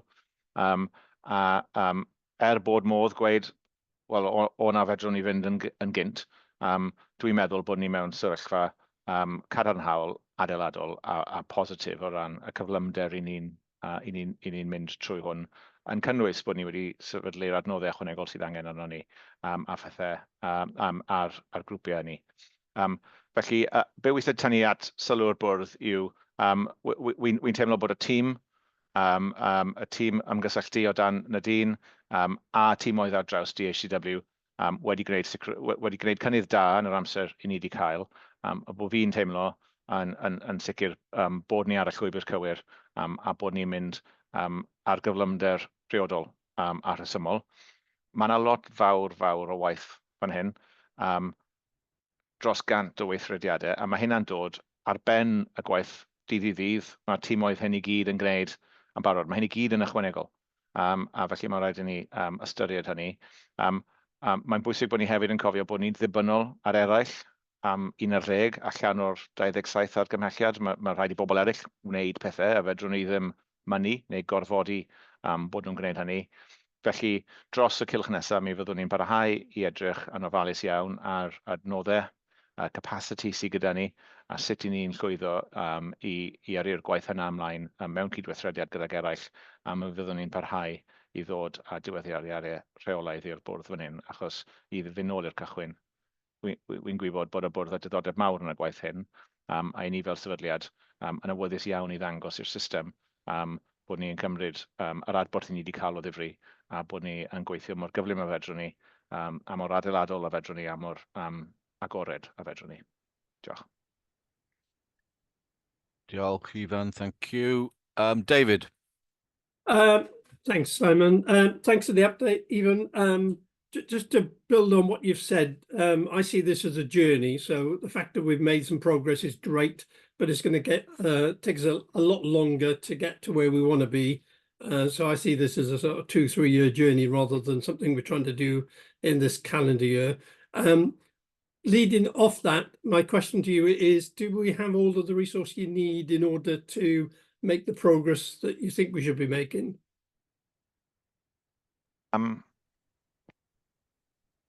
Well, I'm never going to turn down additional resource if it was available, and I'd say, and I'm sure, if I did, Nadine would have a word with me afterwards. Of course, we would like to have more resources. I think that even if lots and lots of resources were available, coming back to your point about the speed at which you can go, I think there's an appropriate speed. That because this is about building relationships, it's about trust, it's about changing attitudes, perceptions, and behaviors. You can only go so fast. And I used to use one in my previous role in the Welsh Government, the metaphor that the NHS is like a non-Newtonian fluid. I'd been watching children's programs with Oobleck, and non-Newtonian fluids are ones that behave like a fluid unless they're under pressure, when they behave like a solid.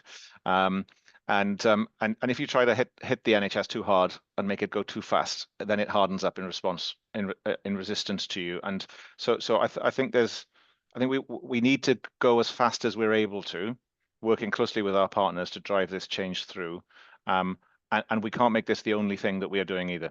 So at the minute, I'm not coming to the board to ask for more resources. I think keeping a close eye on what we've got, I think we've got the right investment level in it. And we're trying to hold that balance between the daily work and all the other tasks we've got across the organisations and making good progress on this. I think I'd suggest we're aiming to go faster than 2 to 3 years. We're more in the 1 to 2 years. That is by the end of this year and into 2026 pace, so that it stays in people's minds. Helen, Thanks. and then Chris.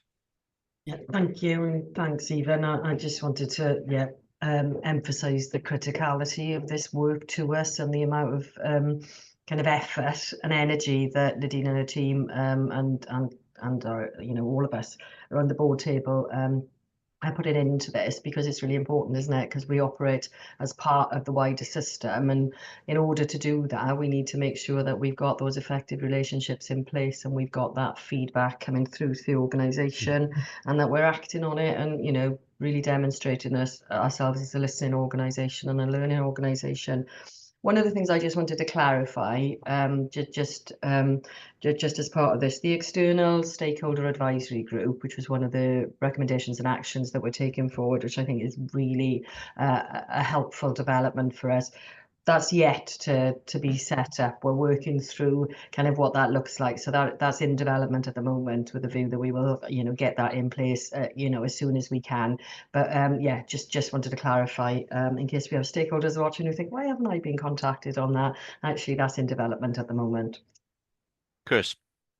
Thank you, Chair. Yeah, just a comment on the review, and I completely agree with the work and the energy that's gone into taking forward the recommendations and the actions, but it's just worth remembering the review and what it focused on. So it wasn't about DHCW's products and services and feedback predominantly from clinicians on how they find them.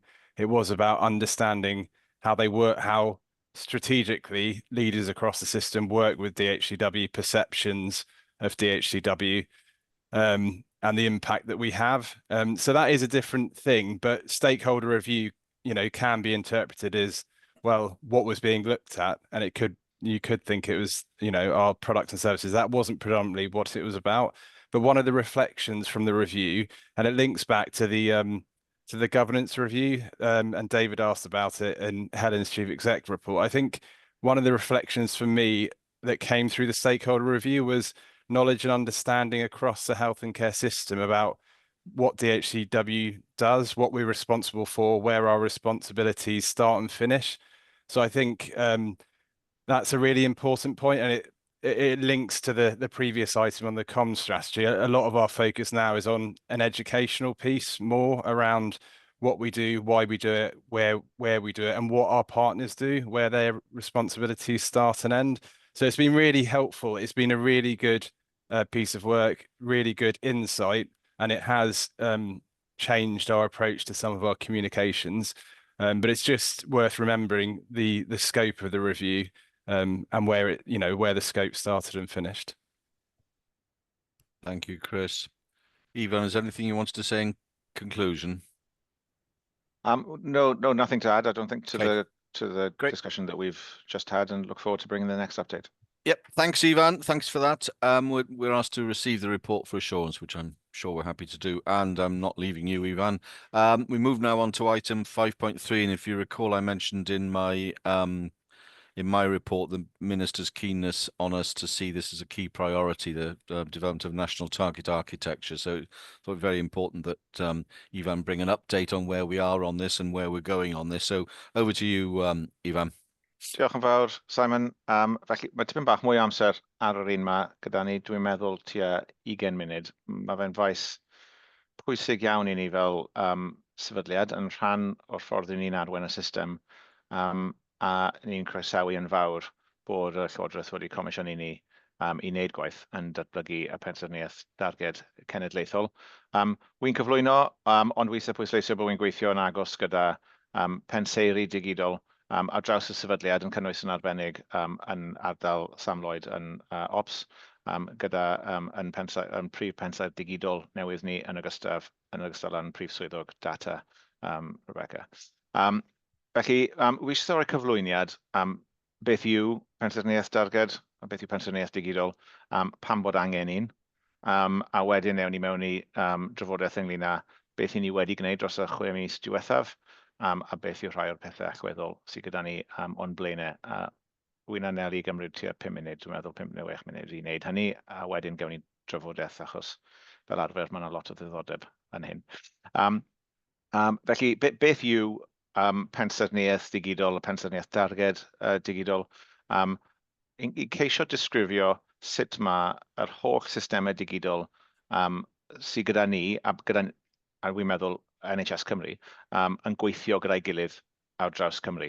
A wrth bod ni'n gwneud hynny, ceisio rhoi patrwm a cynllun a rheolau a safonau ar y trefniadau hynny, fel bod ni'n gallu gweithio mas sut maen nhw'n gweithio orau gyda'i gilydd. Mae fe'n fwy na just y systemau meddalwedd i ni'n defnyddio ar y desktop. Felly mae fe'n cynnwys y lefel dechnegol, Wi-Fi, broadband connections, a beth sydd yn y cwmwl, beth sydd yn lleol, pa offer mae bobl yn defnyddio yn yr ysbyty a yn y clinic, a pob math o beth eraill. So, hwnna yw'r lefel dechnegol. Mae'n cynnwys data, mae data yn arbennig o bwysig. A mae fe hefyd yn cynnwys y dulliau rheoli sydd gyda ni, sydd yn rhedeg hwn i gyd. Mae fe'n fawr ac yn gymleth. Felly, sut mae penderfyniadau cael ei gwneud? Sut i ni'n cytuno ar rheoliadau? Felly, mae yna lot yna. Beth mae bobl â diddordeb ynddo, mwy na dim, yw'r systemau defnyddwyr. Beth yw'r screen estate neu pa systemau maen nhw'n defnyddio. Mae dan nhw ddiddordeb achos dyna be mae rhan fwyaf o bobl yn gweld.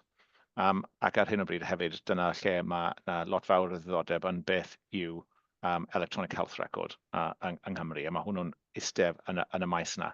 Ond mae'n rhaid meddwl am yr holl beth at ei gilydd. Os ych chi'n newid mewn i adeilad, falle bod pawb yn edrych ar y penthouse achos bod e'n hyfryd, ond fedrwch chi ddim cael y penthouse heblaw bod gyda chi'r holl oriau sydd o dano fe a'r seilwaith. Felly mae'r bensaerniaeth digidol yn gorfod cynnwys popeth o'r gwaelod i fyny, mai ar beth sydd ar y sgrin o flaen y defnyddiwr yw'r peth bydd y rhan fwyaf o bobl a diddordeb ynddo.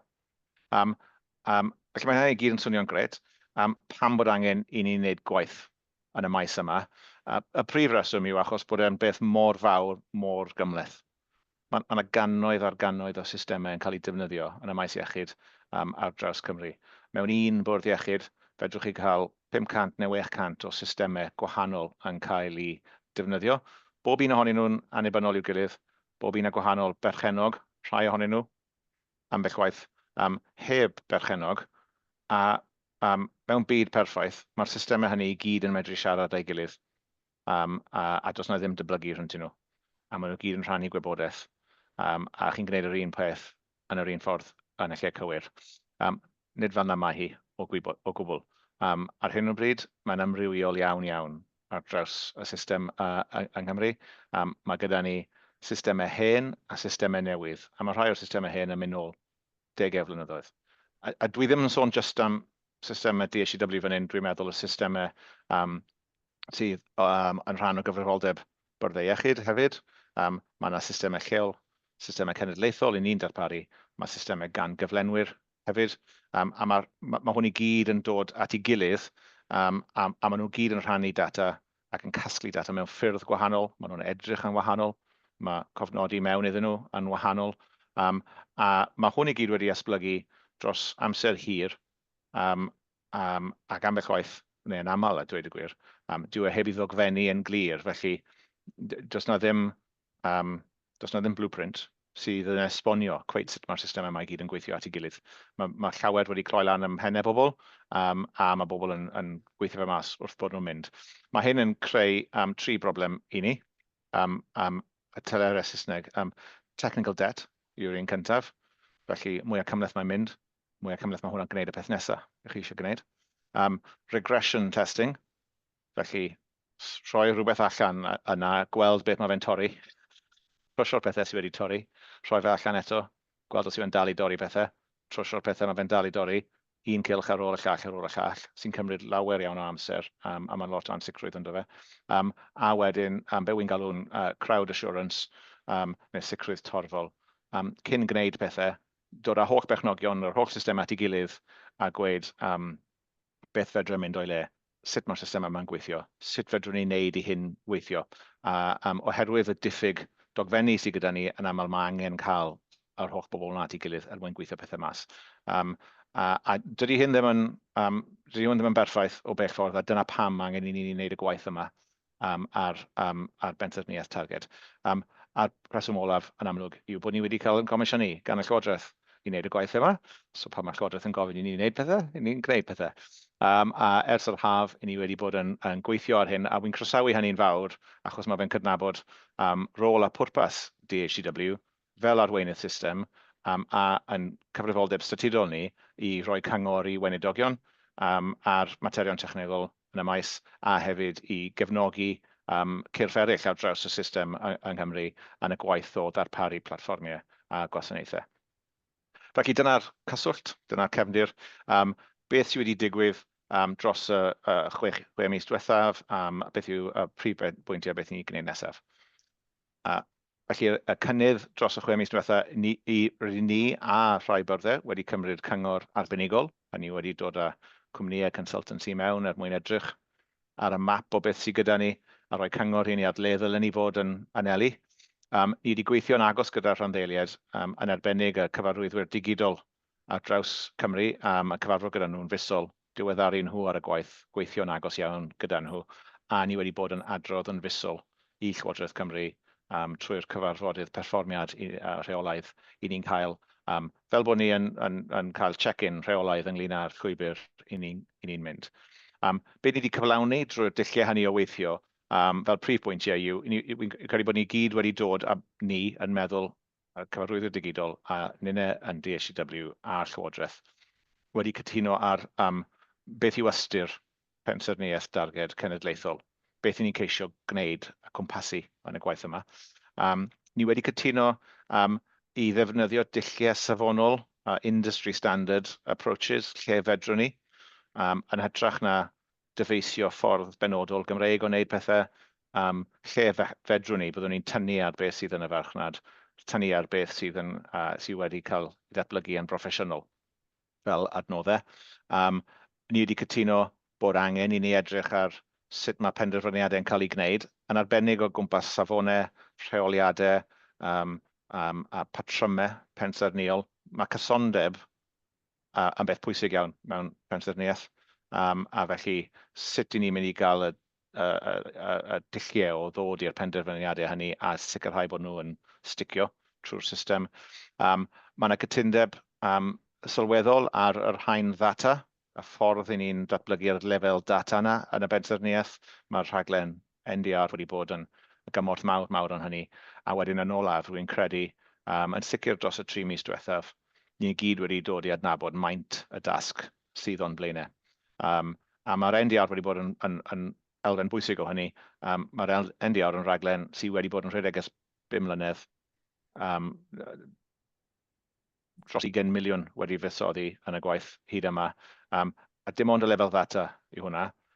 Os ydyn ni nawr yn sôn am bopeth, yr isadeiledd, y degau ar ddegau o filoedd o desktops, laptops a mobiles sy'n cael ei defnyddio ar draws y byrddau iechyd i gyd, 2 ganolfan ddata, lle ni'n symud ar y cwmwl, popeth yn y maes data, a popeth sydd ar y sgrin ar holl systemau. Mae bobl yn defnyddio o ddydd i ddydd. Mae hynna'n gyflym iawn yn troi yn sylweddol iawn o ran buddsoddiad, a wy'n credu bod pawb wedi adnabod a cydnabod hynny dros y 3 mis diwethaf. Y camau nesaf o'n blaenau, maen nhw yn y papur, felly dwi'n meddwl bod ni wedi cadarnhau yn nawr, yn sicr ni wedi cadarnhau gyda'r Llywodraeth, dealltwriaeth ynglyn â 6 cam sydd angen i ni weithio drwyddyn nhw. Mi welwch chi fel diagram bach neis yn y papur yn dangos y 6 cam. Un peth wi eisiau tynnu allan o hwnna yw, fel arfer, y ffordd o wneud y gwaith yma yw asesu y current state architecture yn fanwl, a wedyn penderfynu beth yw'r target state architecture, a wedyn y llwybr o un i'r llall. I ni'n wedi newid y drefn yna tipyn bach mwyn gweithio yn gyntaf ar y target state architecture, wedyn mynd i wneud yr asesiad. A mae hynna mwyn cyflymu'r broses rhywfaint, a hefyd ar gais y Llywodraeth bod nhw wedi gofyn i ni ganolbwyntio'n gyntaf ar y targed. Mae'n dal i fod angen i ni wneud y gwaith asesu hynny.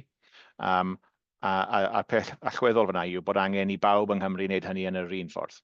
Os i ni eisiau gweld sut mae'r lleol yn cysylltu gyda'r genedlaethol a sut mae'r lleol yn cysylltu gyda'r lleol arall, dyw e ddim yn mynd i helpu os ydyn ni i gyd yn gwneud hynny yn defnyddio offer gwahanol, partneriaid masnachol gwahanol, a cysyniadau gwahanol. Felly ni wedi bod yn gweithio ar y tooling, y platform i ni'n mynd i ddefnyddio i wneud y gwaith hynny, fel bod ni'n gallu gwneud hynny mewn un ffordd cyson cyfansawdd ar draws Cymru, a wy'n credu bod hwnna'n elfen bwysig iawn o beth sydd gyda ni. A wedyn, yn ogystal â gweithio trwy'r 6 cam yna yn olaf, wi jyst yn mynd i gronhoi fan hyn, mae angen i ni greu gweledigaeth sydd yn mynd i ennill gefnogaeth oddi wrth bawb. Mae'n hawdd i hwn fynd yn fater technegol iawn, ond mae angen bod prif weithredwyr, cyfarwyddwyr cyllid, arweinwyr eraill clinigol yn arbennig yn deall pam bod hwn yn bwysig. Os oes yna fuddsoddiad sylweddol, mae angen i weinidogion a pawb fedru deall pwysigrwydd wneud y gwaith hyn. Fedrwn ni ddim llwyddo i wneud hynny trwy sôn amdano fe mewn technegol yn unig. Mae fe'n gorfod bod yn llawer iawn mwy na hynny. Be mae fe'n gyflawni i'r peth bwysig, nid sut mae fe wedi adeiladu. Mae angen i ni gael y strwythur llywodraethiant yna a strwythur gwneud penderfyniadau safonau a rheolau yn ei le yn weddol gynnar. Mae eisiau ni dros y deuddegfus nesaf, dwi'n meddwl, cytuno gyda'r Llywodraeth. Beth yw'r cerrig milltir maen nhw'n ddisgwyl trwy 25-26 a pa adnoddau sydd gyda ni i wneud hynny. Mae'r gwaith dros y 6 mis diwethaf wedi cael ei wneud yn ychwanegol. Dyw e ddim yn yr IMTP eleni.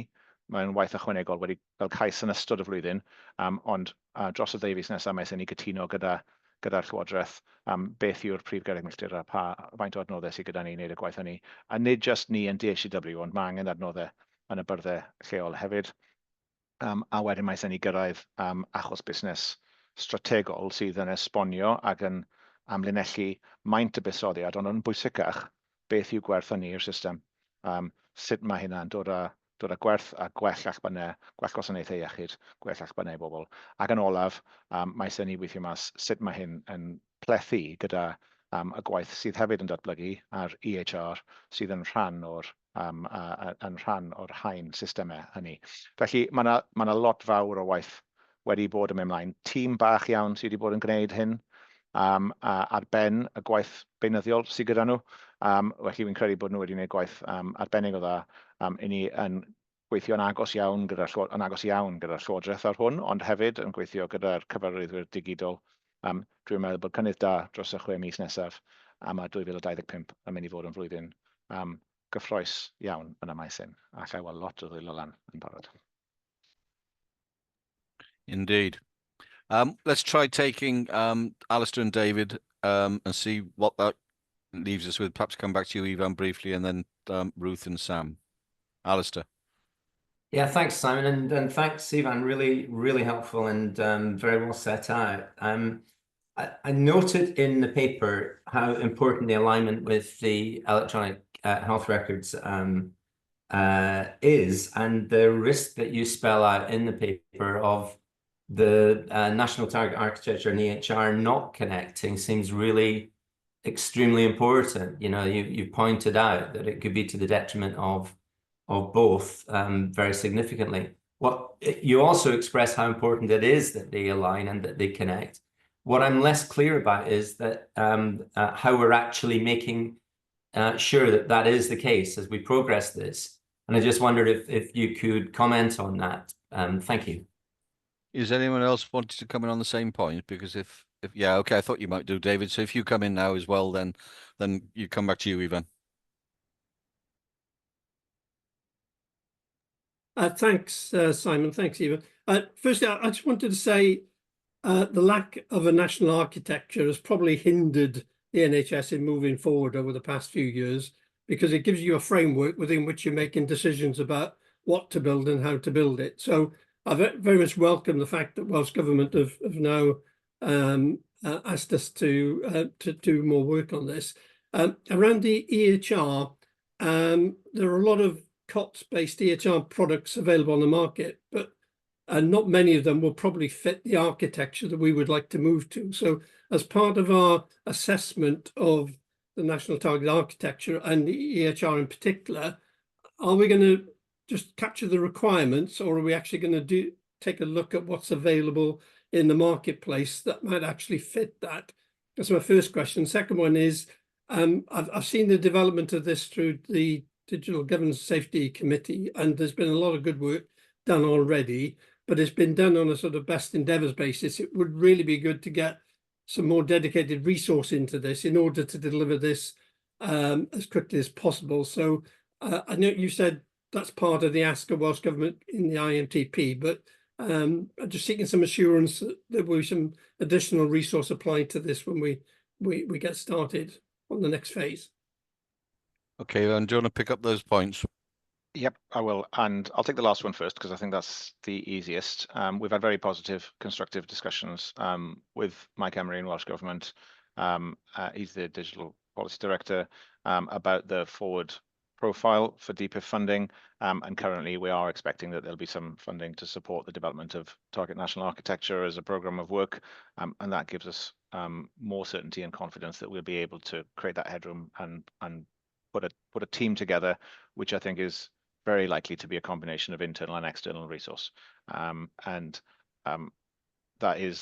would be a sensible thing to do, probably. Even if we could have employed the whole team internally, we're by no means the first organization or system to want to move towards a Target National Architecture using modern technologies. And so there's a lot that we can draw on from the wider market, and there's a lot of experience and intelligence that we can pull in. And so working with specialist technical partners, I think, is a very sensible approach in that.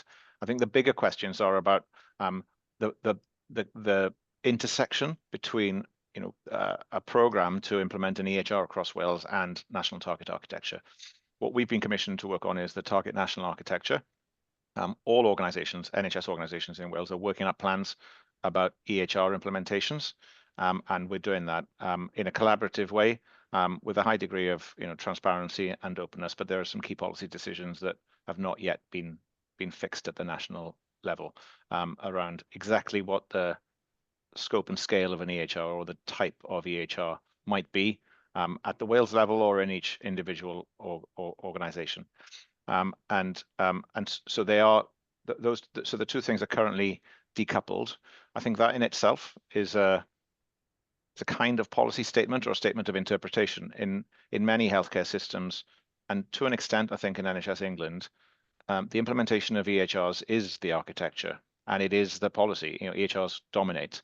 I think our reservation about that in Wales, and our reason for difference in Wales, is firstly the investment we've made in the NDR, but that reflects a wider concern with wanting to hold on to the data layer. If you buy a full-scale enterprise EHR, then effectively that encompasses the vast majority of your applications layer and your data layer, and you buy your analytics services from that EHR provider. You do your population health insights from that, from that EHR provider. You've basically handed, pretty much all of the important stuff across. Whereas our investment in the NDR is because we believe that holding on to the data layer and the value that is embedded in that data is a really important thing for us in Wales. The risk of divergence, I think, is that the national architecture, and I'm reflecting a consensus from the conversations with digital directors here at the minute, is indicating a desire to move away from variation, to move away from many different best of breed systems, all of whom are synchronized to interact with each other, to a cleaner, simpler architecture with fewer applications. And less variation in the way that those applications are used in different organizations in Wales. And that's where the sort of the high level principles for the national architecture are going. But there are always, absolutely legitimate local drivers for doing things urgently that respond particularly to those local requirements. And we can see in a program like e-prescribing, that we have different EPMA systems in different health boards configured slightly differently, even when they're using the same supplier. Choices around how an EHR is implemented may pull in one direction, a high degree of variation and different systems used in different health boards, and that would require an architecture that knits all of those together at the bottom layer. Whereas the national architecture might be driving towards more consistency and fewer programs. And I think that's where the risk of divergence comes, key decisions to be made over the next 6 months. And this is a very long answer, sorry, it's quite an involved sort of space, and a lot of attention and concern from all sides, Welsh Government and health boards and ourselves, about the direction that we go. The decisions in this space are for Welsh Government to make as the policy setting agency. That it's the responsibility of Welsh Government to set policy direction at this overarching level. So certainly we would be looking at requirements of an EHR if DHCW was purchasing or leading the purchasing of a single national EHR. But it is also currently possible that each organization will be leading their own implementations, and then we'll be in a different role where we would be working closely with them and helping them to work with each other to try to make the requirements in each organization as consistent as possible. That's not a decision that we can take here in DHCW on behalf of the system. It's something that we need to work with Welsh Government to try to land that as soon as we can, so that we can all move forward as rapidly as we can. Ruth. Diolch, Ivan. I think it's a really helpful update. I want to echo David's comments. I think that lack of a national target architecture is something that has significantly held us back in terms of how we need to progress things as a national organisation. And so that's kind of my question. My question is around funding and around governance. It feels like a theme is coming through that actually another thing that's holding us back is lack of a central policy directive around many of the things that we need to do, and that's central guidance, governance and leadership. It's good that there is so much agreement around the national target architecture and that our stakeholder engagement has been so positive. But what is to stop everybody agreeing now that this is the right thing to do, us designing a really robust national architecture, and then when it comes to embedding that across the health boards and the investment that's going to be required from the health boards in order to embed that they just simply don't do it? It's not clear to me what the direction for that is, and equally how the funding is going to flow. So what is our role in trying to manage that risk? That is exactly the question I was going to ask, Ruth, is where, it's almost an observation rather than a question, Ivan, is because we could end up with a national target architecture, but unless there's something alongside it around mandated policy of following it, it'll be a nice, very useful tool over here that someone. So I suppose, and again, it's not in your bailiwick, but is the work happening to think about what the policy looks like alongside, in parallel with the work on what the national target, our work on the national target architecture? And the funding that goes with that side, and the right? Because I think we're so sympathetic to our colleagues in the health boards who we know agree with us on the things we need to do, but actually don't have the money to be able to do things. So it's perfectly reasonable for them to say, well, no, can't afford it. I've got other priorities.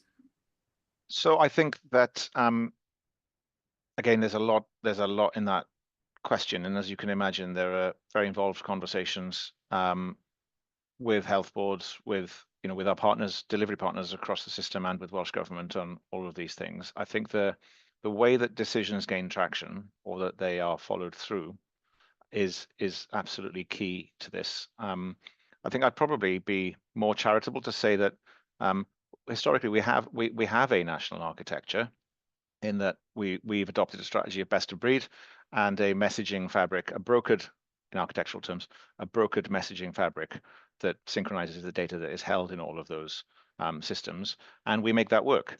However, the way that systems conform to common standards is not as robustly implemented as it might be, and that is not, it's not as simple as being a fault of participants in that system and ourselves and health boards. It's that in many cases those standards didn't exist 10 years ago. It's only quite recently that a common interoperability standard like fire has emerged as a recognized industry standard, and that's what we're building the NDR around. So we've got opportunities to do things more robustly now, with more sort of rigidity and sanction in the system than we might have had 10 years ago. And it's part of the national architecture design to try to embed those rules into the technology layer, into the APIs, so they become non-negotiable. The APIs only work if you use them in the way that they should be used, and that means fire standards for interoperability between systems. And that's not because we weren't trying 10 years ago. It's because those types of standards and technologies didn't exist. But that is one of the things that we've been looking at with Welsh Government over the last few months. So in November, we set out some recommendations to Welsh Government about how to refresh the governance for architecture standards, architecture rules and standards. What are the roles of DHCW and health boards in that? And that was caught up with a wider DDAC governance review, because it's part of the whole system governance. So I think that's a really, really important question, which we're trying to help Welsh Government to work through, about how we get the roles right and the framework right throughout the system. Right, we're running over a bit now, but I got Sam. You've had your hand up an awful long time. Bring Sam in, and then Helen and Claire briefly. Thanks. It's just a comment and supports some of the points that have already been made. But the national architecture, I think, can be many things. It doesn't presuppose doing things in any particular way, but it does require a whole system approach, and it does need to be coherently and holistically designed so that all of its components work together. And I think that means that it has to be rooted in outcomes that we're trying to achieve as a whole system. So the architecture is not there for its own purposes. It's not an end in itself. And that's why the shared vision is so important, I think. We've got to set out what we're trying to achieve nationally as a system, and then design an architecture that supports that. And those outcomes are likely to include putting the whole record in the hands of clinicians, enabling seamless delivery of care between settings and across organisational boundaries, and so on. And we've got to agree on those key points up front in order to enable us to design an architecture that's going to deliver them. So that national approach is going to be really important.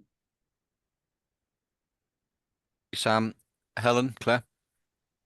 Yeah, thank you.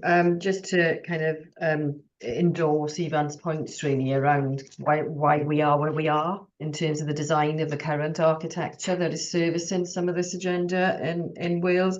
And the world has moved on, hasn't it? And the ambition of Wales, and the clarity around kind of our data ambition in Wales, particularly in health and care, is absolutely there. I think the piece around kind of policy. I mean, the strategy for the digital strategy for health and care that was published 2 years ago now, I think, but yeah, just about really a year and a half ago, is clear on the need to kind of use a standards-based kind of underpinning data architecture and interoperability that moves that data safely and securely around the health and care system. So we have that on which to build and design. I think there are, what we need to have in place now, which is where the governance review will get us to, is to have that, a central senior strategic architecture board supported by some form of design authority, so that we can be agile in the decision making as well, and setting those decisions, but actually seeing how we can track and shift this agenda and make the progress that we need to make. Really, with that will need to come the funding, and Welsh Government have asked us for what that business case will look like in terms of being able to achieve the success that we need to achieve in this space. So right, I think the levers are in play. Yeah. Okay. Claire, and I've now got Rydian's hand up, but he's going to have to be really brief now. So I'll be really, really brief. So going back to Ruth's point actually about funding, but it's also about value and sustainability. So I think what we've demonstrated is how complex our current architecture is to evaluate and classify. Actually, a new national architecture, which is much more simplified, much more standardized, should drive value and integration, and actually give health boards the opportunity to generate more value and sustainability in terms of their spend within digital. So I would hope that this would inform decision making and actually challenge variation. And we'll come on to variation later in the funding thing. It's a key theme in having value and sustainability. So I think this will really help Welsh Government inform more effective decision making about where they invest digital and how they invest digital, which will be really helpful going forward. Brilliant. My comment would just be related to patient safety. Yes, infrastructure is important and connectivity is important, but we already have many of the building blocks today to share more information across the patient journey to make care safer. And therefore, there needs to be a cultural shift across the whole of the NHS and indeed social care, that all patient contact information is shared in a way that it can follow the patient. Thank you, Rydian. Absolutely. Thanks all. As you said, I mean, by the engagement event, all the tiles moved around. Then everyone moved. So you can tell by the number of people wanting to engage in the conversation how importantly it's regarded and how important this piece of work is. Which leads me to think about what sort of regularity you want to bring back a report from yourself, Ivan, on progress. Obviously, not every meeting, but maybe every other meeting might be sensible to bring back have an agenda item to consider it. Well, I was thinking about how congested the work plan is, we are in quite an accelerated sort of design phase, which will then get into the real, at some point, we'll get into the real heavy lifting of implementing to that design.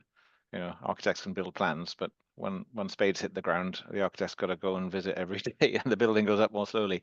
I was thinking 6 months, but we could do it more often than that. Maybe we'd have a chat. Well, let's say 6 months, but if you feel that by exception it would be useful to bring, then I think we make time on the agenda for it, Chris.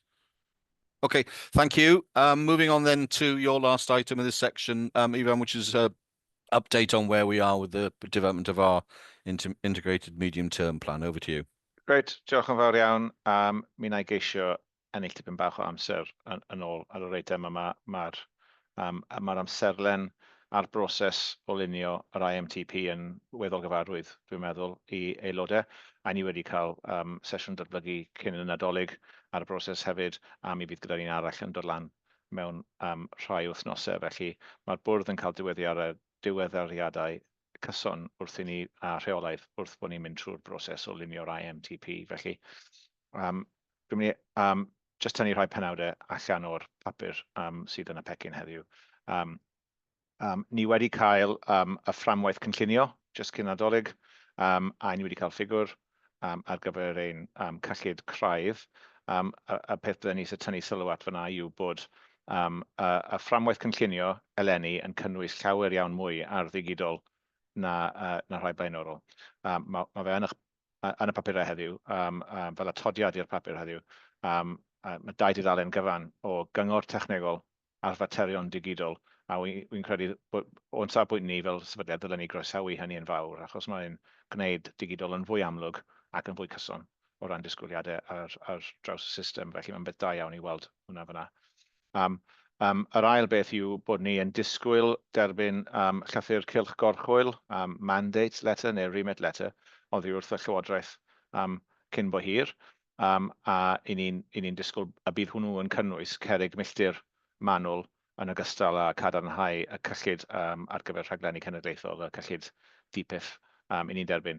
Felly ni ar hyn o bryd yn cynllunio heb weld yr cerrig milltir manwl na faint o gyllid sydd gyda ni, ddim wedi gadarnhau ty beth, ond serch hynny mae'r gweithdai a'r gwaith cynllunio yn parhau, achos mae angen i ni wneud hynny oherwydd yr amserlen sydd gyda ni. O'n i'n gobeithio derbyn hwnna yn ystod yr wythnos neu ddau nesaf, dwi'n meddwl, a wedyn, os oes yna rhywbeth sydd yn gyrru newidiadau yn yr IMTP, fydd rhaid ni addasu yn gyflym dros yr wythnosau nesaf.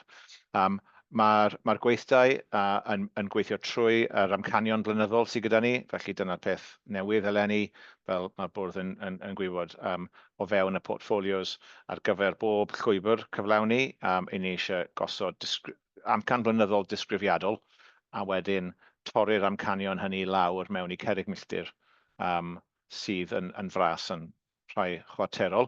A ni eisiau gostwng y nifer o gerrig milltir sydd yn yr IMTP, a I ni hefyd eisiau gweld gwell balans rhwng y gwaith newid, sef rhaglenni fel arfer y gwaith newid, a gwasanaethau rheoledd sydd gyda ni. A mae hynna ar gais y Llywodraeth, ond hefyd dwi'n credu yn rhoi adlewyrchiad mwy teg a gwell balans o ran beth I ni'n gwneud. Felly mae hynna yn edrych yn addawol llynedd oedd na 541, dwi'n meddwl, ond agos I 500 o gerrig milltir chwarterol, gerrig milltir o wahanol feintiau, sori. Eleni ar hyn o bryd I ni yn edrych yn agos I 300 o gerrig milltir chwarterol. Felly mwy o gysondeb, mwy o strwythur, a rhywbeth sy'n haws i'w reoli mewn IMTP ar y lefel hynna, gan bod ni nawr yn adrodd yn fusol i'r Llywodraeth yn erbyn yr holl gerrig milltir yna. A wedyn yn olaf, jyst I atgoffa bod na sesiwn datblygu bwrdd yn dod lan yn ystod mis Chwefror, a wedyn mi fydd yr IMTP yn dod i'r cyfarfod bwrdd ym mis Mawrth yn y ffordd arferol ar gyfer I gymeradwyo cyn I gyflwyno i'r Llywodraeth ar amserlen fyna i'w erbyn diwedd y mis. Felly, na I orffen fyna gwahodd cwestiynau neu sylwadau. Thank you, Ivan. As you say, we can have a really good go at it in terms of the board development, because I'm very keen that we have that time, because the timetable is so tight in terms of our sign off to our submission. David. Thanks, Simon. Thanks, Ivan. Ivan, you mentioned the mandate letter and expecting it soon. Is that something new that's been introduced this year? And when you say soon, what are we hopeful it's weeks or even less? Helen might want to come into this because she'll have more intel than I from her weekly catch-ups with Mike. Yeah, thank you, Ivan. Yeah, so the remit letter is a new, it's new for us for 25-26. Welsh Government have previously issued a remit letter to Public Health Wales, and this year they are also going to be issuing it to ourselves and HCIW. So what that will mean is, helpfully, we will have in one place clarity on Welsh Government's priorities for us for the coming year, which of course can then be transparently shared with the wider service as well, so that that is visible. My understanding is that the letters are with the Cabinet Secretary for review at the moment, so we're hopeful that we will get that out to us as soon as they have been reviewed and checked and signed, then should there not be any changes. The intention from Welsh Government, as we understand it, is we will get the remit letter alongside our allocation letter at the same time. So we would hope imminently, David. Okay. Thanks. Thank you. Any other comment? Okay, thank you, Ivan. We've been asked to note the IMTP update, which I'm sure you're happy to do. If we move on then to item 6.1, and can I thank Mike and Andrew for your forbearance, because we are running a little bit late, and I noticed you joined us a little bit of time ago, because your backgrounds always bring a bit of colour to the meeting. Mike, you've got the lovely orange and brown Audit Wales background there. So I will hand over to you to take us through this item, and then probably ask you, Marion, if you want to come in immediately after the presentation and with any thoughts or observations you have. So I don't know, is it you, Andrew, or is it you, Mike, who's going to lead? I'll lead off. Thank you, Chair. Okay. And good afternoon, members. It's my pleasure to take you through the report before you today. So this report summarises the findings of our 2024 audit work at Digital Health and Care Wales, undertaken to fulfil our responsibilities under the Public Audit Wales Act 2004.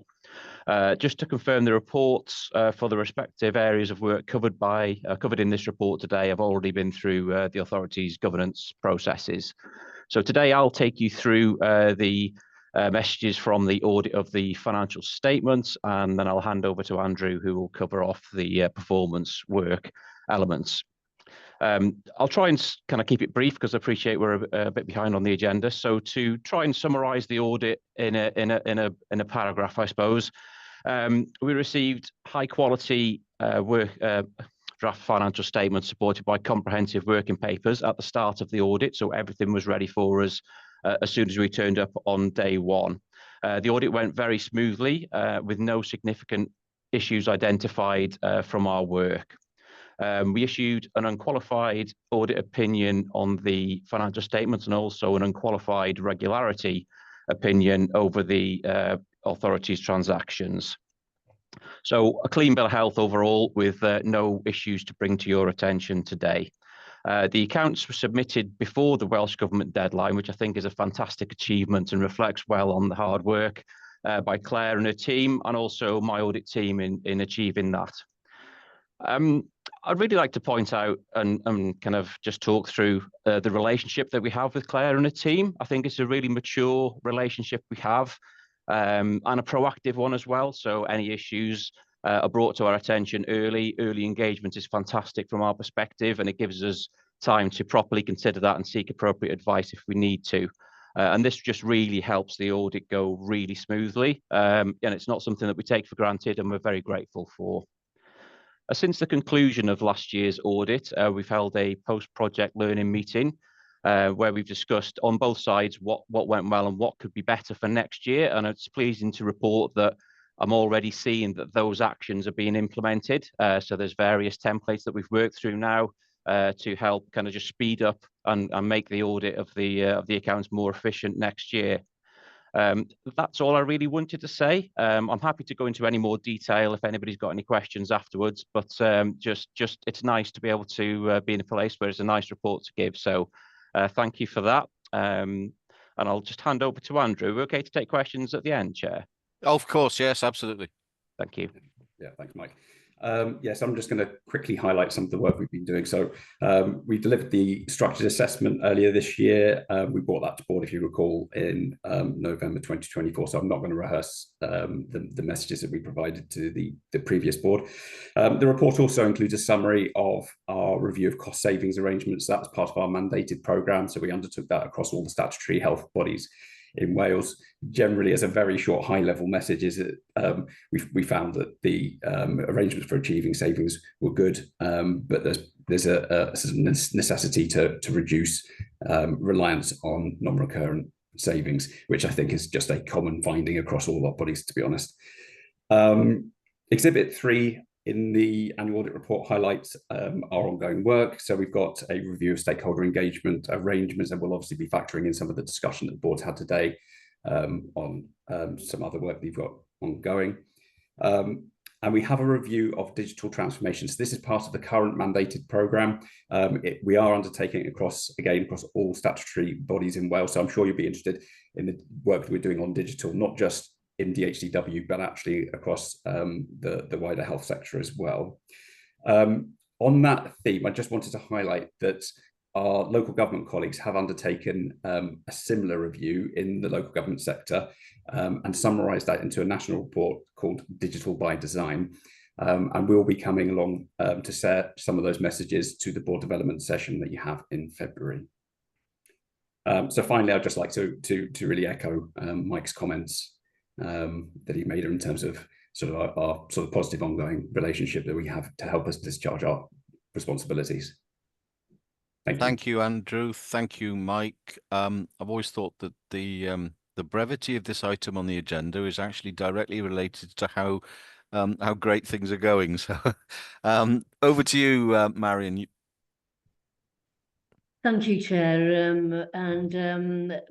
Perhaps just worth noting that this report came to Audit and Assurance Committee a few days ago, in fact, and very, very pleasing to note the positive relationship that's been evolving over a number of years, I think it's fair to say now, between DHCW, Claire, and the team within Finance and Audit Wales.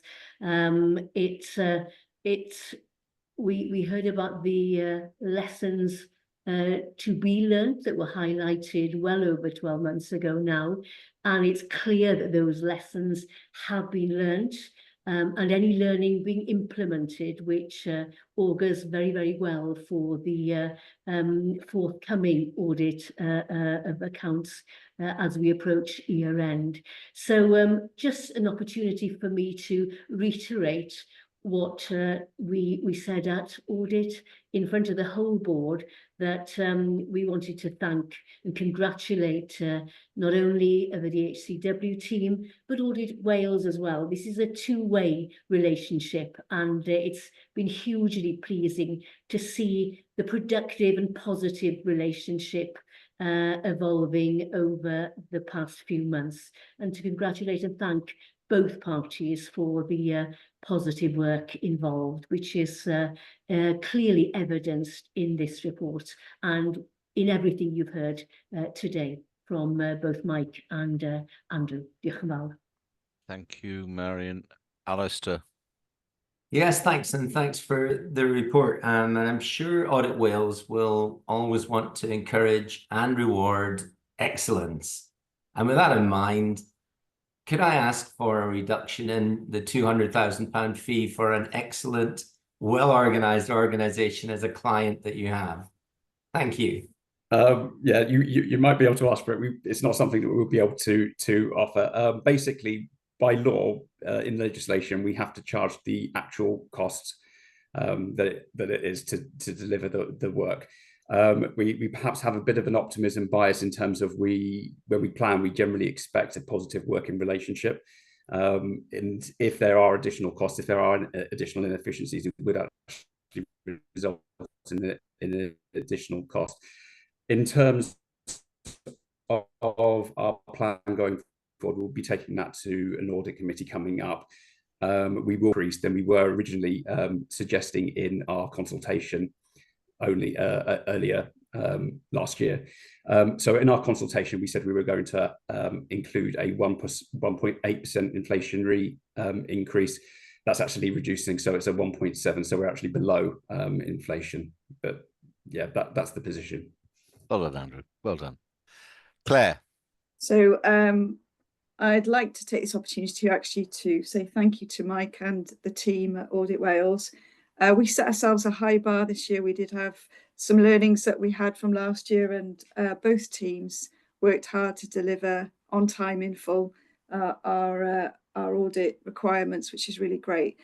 And I think there's a couple of things here. We avoid costs by having that efficient and effective delivery, but on a backdrop of more complex requirements, both statutory and from an accounting perspective, it's great that we have a relationship which is open, transparent, and learning, and we learn from each other.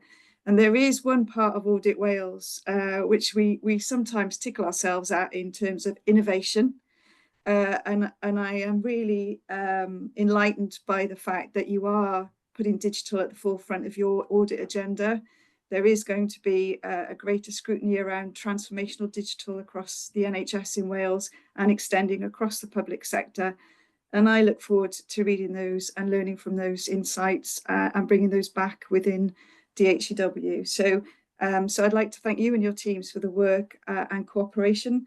But I'd also like to note that Mark Cox, who I know will be watching this, together with Sean, well done. We've set ourselves a very high bar for next year, because that is quite a bar we're going to have to beat and maintain. And I look forward to that challenge with the team going forward. So thank you for your feedback.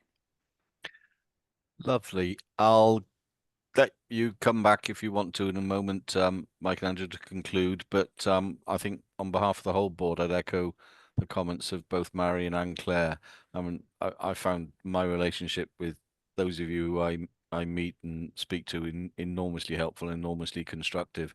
And I'm sure that will continue well into the future. So thank you for all your help and guidance, and thank you for being a listening ear as well, which is also, though it tends to be Dave I have the most of the moans with, but it is a very constructive and useful relationship. Is there anything you wanted to come back in conclusion, either Mike or Andrew? Or no, nothing, nothing from Great. me. Thank you. Well, thank you both for your time. Thank you very much indeed for your report, and we look forward to working with you over the next year. Thank you. Okay, if I can move on to item 6.2, the finance report, and invite Claire, the Exec Director of Finance, to introduce the report. Claire, and I'm sure you have some slides. I do, and I'll keep them brief, and I will trot through them if I can. There are two key aspects of today's presentation. One is to reflect on the calendar year end at December 31st, and the other is to touch on obviously what next year looks like and some of the financial planning assumptions that we've had over the last month to share with the board and digest what that means for DHCW and how that fits with the longer term sustainability. So Kate, if you move on to the next slide. So as I said, we'll go through the financial position as at the end of December and touch on revenue and capital positions and some of the key risks and opportunities that present themselves. But I'll also touch on next year's financial position and update. I will share with you a summary of some of the financial planning assumptions, the principles and approach. I will then translate what that means for DHCW, and I'll also just give it a backdrop of what we're doing in the longer term financial planning, so that you're aware of what we're doing in that space. So if we move to the next slide, Kate. So and we'll move on to the next slide, if you don't mind, Kate. So in terms of summarising where we are and what the current position is as at the 31st of December, we are still forecasting that we will achieve our financial targets for this financial year. We ended the end of December with an 81,000 underspend in terms of revenue, and our DPIF performance, which I'll go into a bit more detail, was where we expected it to be. We are looking at our sustainable funding position, and we've worked with Welsh Government both for our core and for our programme activities to enable us to land our year-end position, and I'll share some of those with you as we go through. In terms of our savings position, we are confident we will achieve our 1.5 million savings target for this year, and also support the reduction in the underlying deficit. And I'll share with you where the recurrent savings, I know Simon's always keen to see that, are. And we will then touch on where we are with the DPIF programmes. We have received formal notification from the Ministerial Advice following a joint workshop that we did on November the 15th with Welsh Government to try and find that sweet spot in terms of our outturn position in relation to the Digital Priorities Investment Fund. The capital plan is quite back-end loaded, so I'll show you where we are in terms of that. And again, in terms of risks, we've highlighted one already today, which is in relation to some of our supplier issues and the consequences of INPS. But also we've been looking at how we fund in the short and medium terms in terms of our resources and having that forward sight of what our DPIF allocation will be next year and what may be in our core and not. And that's been really helpful over the last couple of weeks to give us some confidence in terms of some of the funded positions going forward. So if I move on to the next slide, in terms of our statutory requirements, you can see that they're all green, that we are slightly underspent in terms of revenue. Our capital, we spent 8.1 million and are forecasting to spend a further 10 million over the last quarter.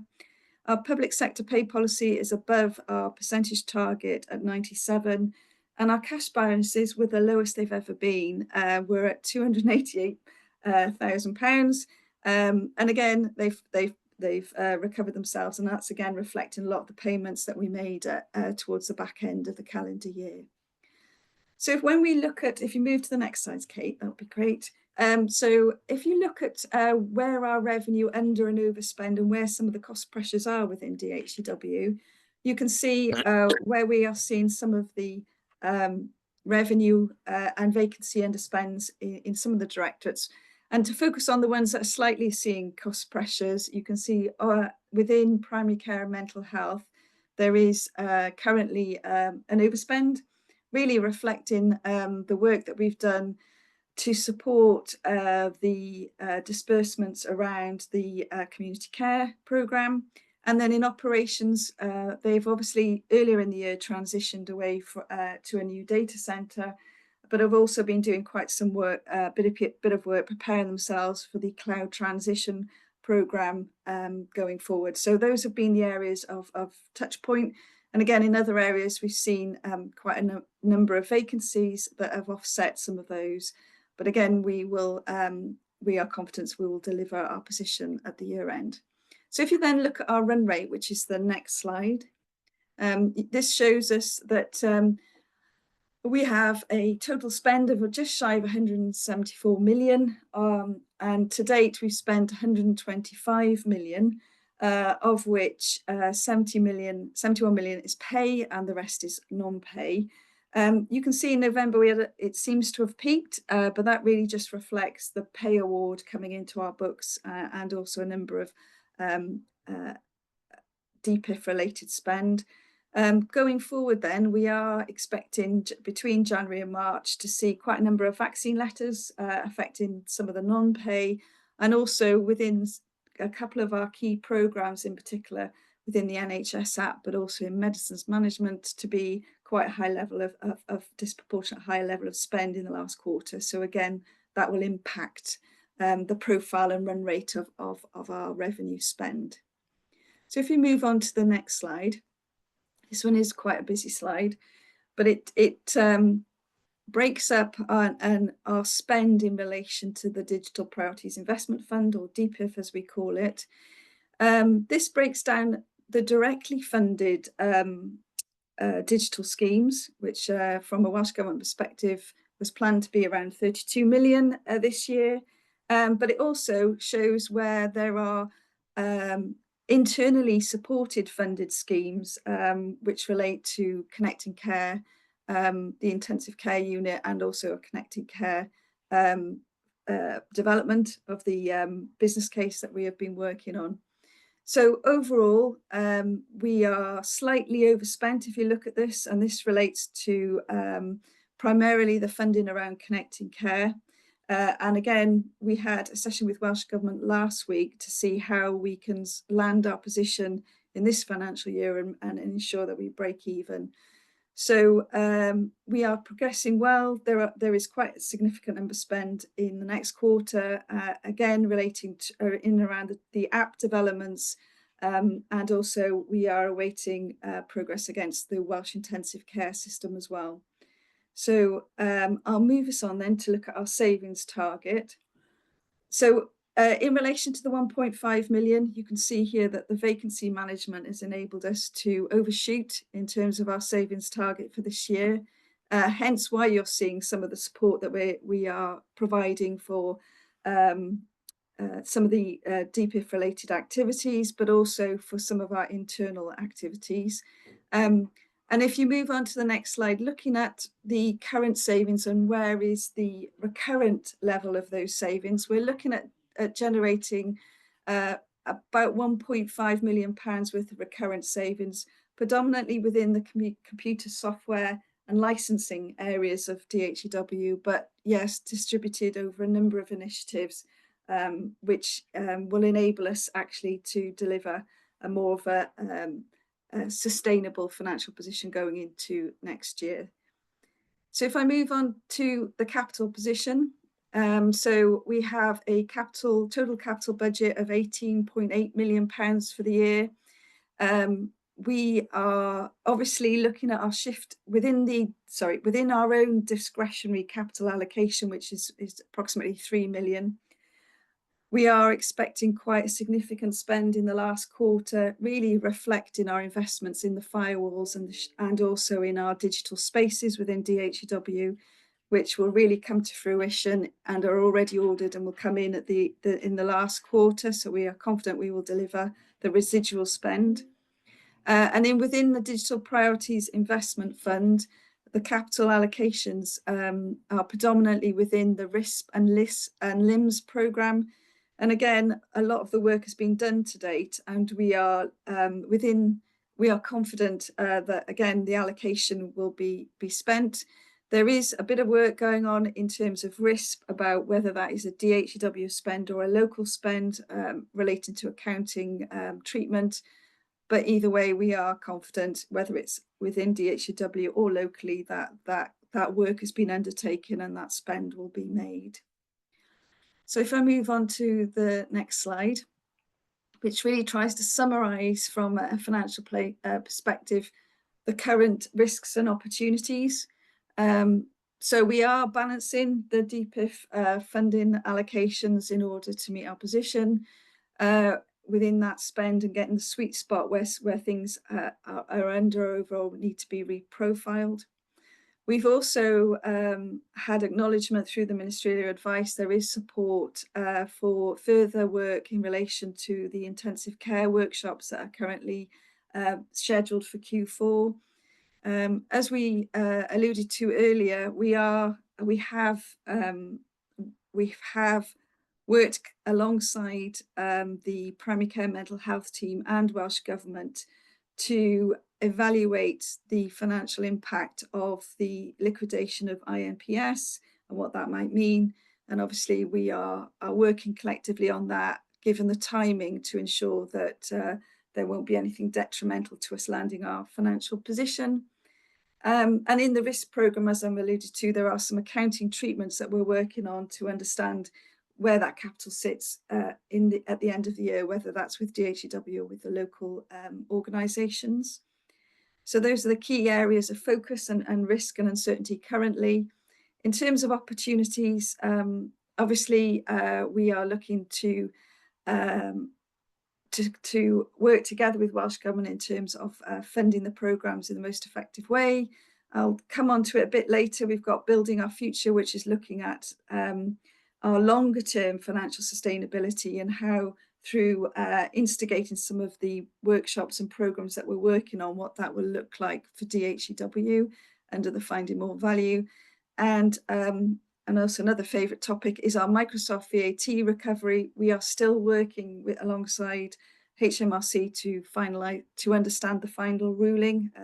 And again, there's no light at the end of the tunnel knowing what that is yet. Having said that, because of the agreements we've got in place, we will now look to recover the first year of that VAT relief, for want of a better word, and that will be reflected in next year's VAT recovery and claim. So quite a lot of opportunities and benefits coming in there. And then if I move on then, so I'll carry on and finish and then take the questions, that's all right, Chair.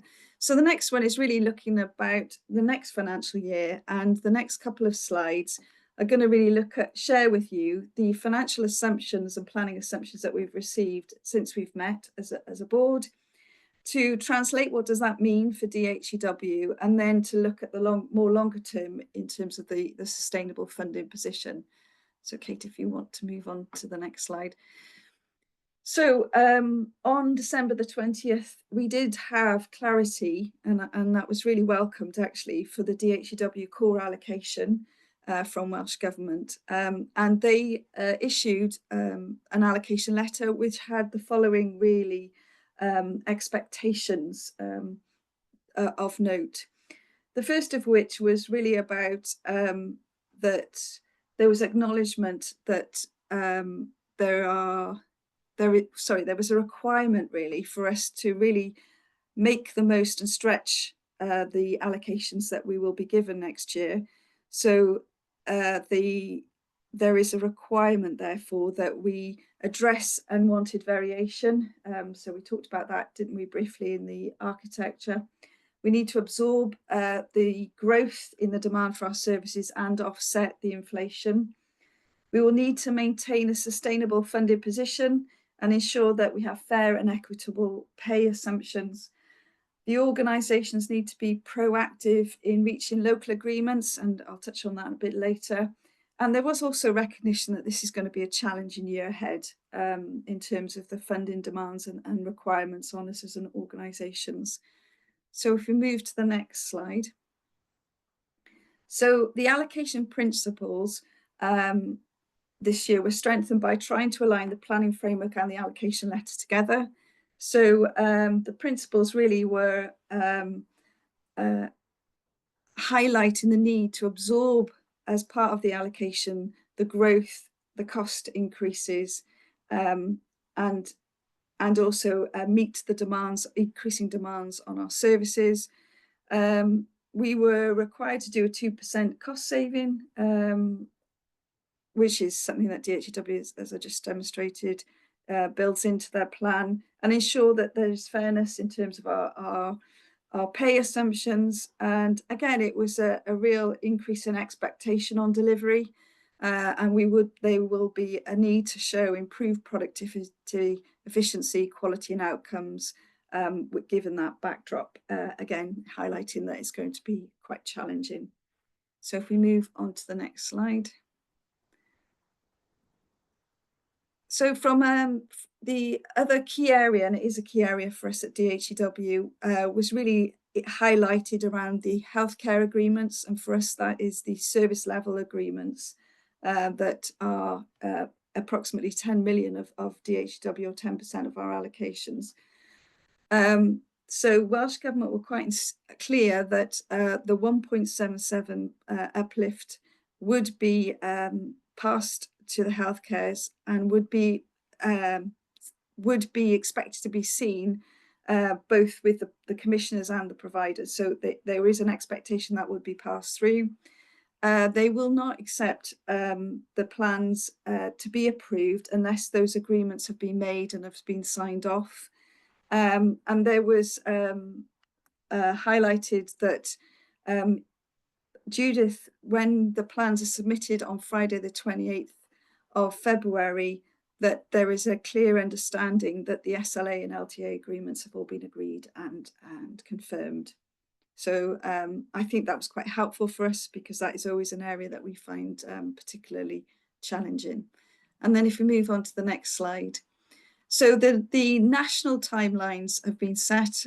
We follow some of these, although it's true to say that we don't receive an allocation letter. We have a remit letter with an allocation alongside it. So these timelines might be slightly different.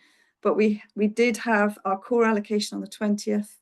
We've undertaken discussions with the directors of finance, and we have a touch point meeting scheduled for the 10th of February, so slightly later than that, but we have got one. That then leaves us time to reconcile the allocation with a remittance letter, and if need be, it gives us an opportunity then to write an allocation, an accountable officer letter around about the 14th of February, with the aim to try and agree our position by the 28th of February, which will enable us to sign off our final plans and submit by the 31st of March. So some quite tight deadlines over the next month to achieve. And if we move on to the next slide. So having got all of the information in front of it, what does that mean for next year for DHCW? So there's two things really. From an income perspective, we now have a clear understanding of our core allocation, which is the uplift of the 1.77%. We will have the recurrent pay award funded, which we've translated as around about 3.2 million. So that 1.77% was about 1.1 million. We've also had an uplift in our capital allocation of 300,000. Within primary care, and we are expecting a similar uplift of 1.77%, including the pay award. And we've also there highlighted that there is an assumption that we will migrate to our new software supplier. So that was already submitted into our accounts. Our SLA increase is approximately 500,000. But we also cover the Microsoft contract for NHS Wales, and that is a further increase of 2.3 million. So, and within that, we've built in a savings target of 2%, which will mean that we will be able to balance when we look at our expenditures. So offsetting that income, we do have pay pressures and inflationary pressures. We also recognise through some of our long-term contracts that there are contractual pressures that we will have to cover. And there are also some internal investments that we would want to make as an organisation. But when you look at the income, expected income, and balance those against the pressures, that would enable us currently to balance our plans. But like I said, until we have the final remit letter and allocation, we won't be able to clarify that. So looking then further forward, we also are working on our long-term financial sustainability. We've built quite a comprehensive financial model, which builds in the projections and the future operating model into that, which is part of the Building Our Future, Finding More Value work stream. We have highlighted the importance to bring some of the key products into our core, and we've put that forward to Welsh Government. That would include the operational support to the NHS app, the cancer informatics service, and also some of the electronic prescribing services. And again, then we would look at efficiency, and we would try to unlock those efficiencies through the work that Sam Lloyd is leading in terms of cloud adoption, the API, and also the service tool. So we've also brought together that, and we've done it under the headings of cost removal, efficiency, and value creation through that particular work stream. So my final slide then really says from a board perspective, sorry, if you move on to the next one. From a board's perspective, it's to note the position as at the end of December and the forecast achievements of the financial target, and also note the fact that we are working on the financial plan and we have clarity in some areas, but not in all yet. And we will hope to have that over the next forthcoming weeks in order to finalise our funded position for 2025-26. Thanks, Chair. I'm happy to take any questions. So let me make sure I've understood one bit correctly. So we can't submit a plan until all the SLAs are signed off. But did I also understand you to say that the health boards won't get their uplift until they have signed off a lot of other things, but including our SLA? So that's the stick for them, if you like, or the carrot. But it does mean that we would not be able to submit a plan if we can't get one or more SLA signed off. Is that correct? You're on mute, Claire. And how long beyond the 20? And in the past, how long beyond the 28th? As I recall it, was it last year or the year before? There was one outstanding SLA that went into the next financial year before it was settled. No, I think we settled them all, but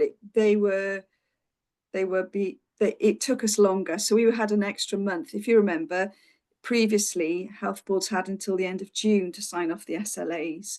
That is no longer in play, and they have to sign them before the end of March to prevent that overhang into the new year of uncertainties in one or two hadn't signed. We want them to sign them before the 28th of February, otherwise we can't submit a plan. Yes. So we've got so over the forthcoming week, the formal letters will go out to each health board to be signed and returned to DHCW. And underpinning that, alongside Sam Lloyd, we've got meetings with each health board to take them through the makeup of that plan and also share with them the value that they get from the services that we provide through a series of slides and discussions. David. Thanks, Simon. Thanks, Claire, for the clarity and the hard work in putting all of that together. There are three things that have come up today that are still unfunded, which is the Welsh Intensive Care, any rework required there, the IMPS solution, whatever that happens to be, and some additional funding around the target national architect. Is it safe to assume that those aren't included, but that if they are included, there will be additional funding on top of what you've outlined from Welsh Government? Yeah, so I'll take each one in turn. So the WICIS, there is no further development work this year. However, there is workshops this year, and through the recent ministerial advice, we have been given an allocation for that. So that is funded for this financial year, should we require it.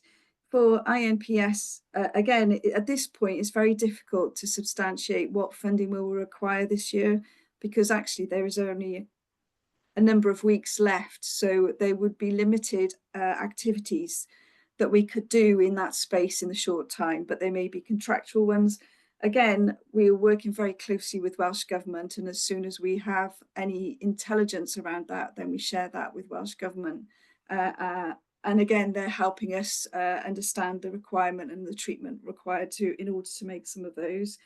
And then in terms of the target architecture, as you'll see in the performance report, we have already invested in a new architectural tool. And again, the team, there are no additional resources currently for the next quarter associated with that activity. So it's really about implementing that tool and populating it over the next quarter. So none of that will impact on the financial result for DHCW this year. Okay, thanks. Any other questions or comments? Thank you, Claire. Thank you very much for that. For taking us through that. But I mean, there's still some obvious work in progress in terms of landing stuff for next financial year. We're now going to, so we were asked to receive that report, and I'm sure we're happy to do that. Okay, so we're now going to take a half-hour break. I'll keep it at a half hour because we've had quite a long morning. I suspect people would quite like a half-hour breather. So it's 1:25. So if we come back here at 1:55, if I could remind you to switch off your audio and your cameras, and I'll see you all again at 1:55. Thank you.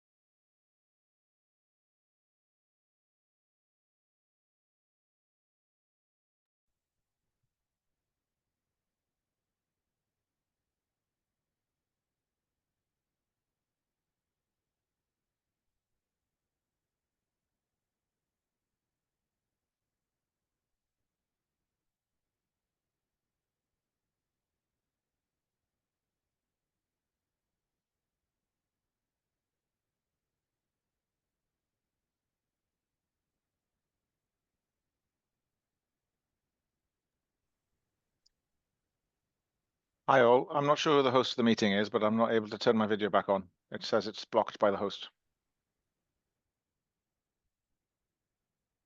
There you go, sorted. Okay, just waiting for Andrew.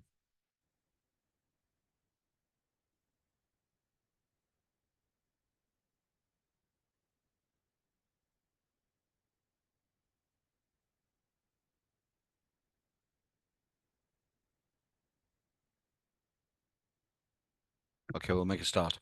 Okay, welcome back, everyone. First item 6 of this of the afternoon part of the agenda is item 6.3, the corporate risk register, and I'll ask Chris Darling, the Director of Corporate Affairs Board Secretary, to introduce the item. Over to you, Chris.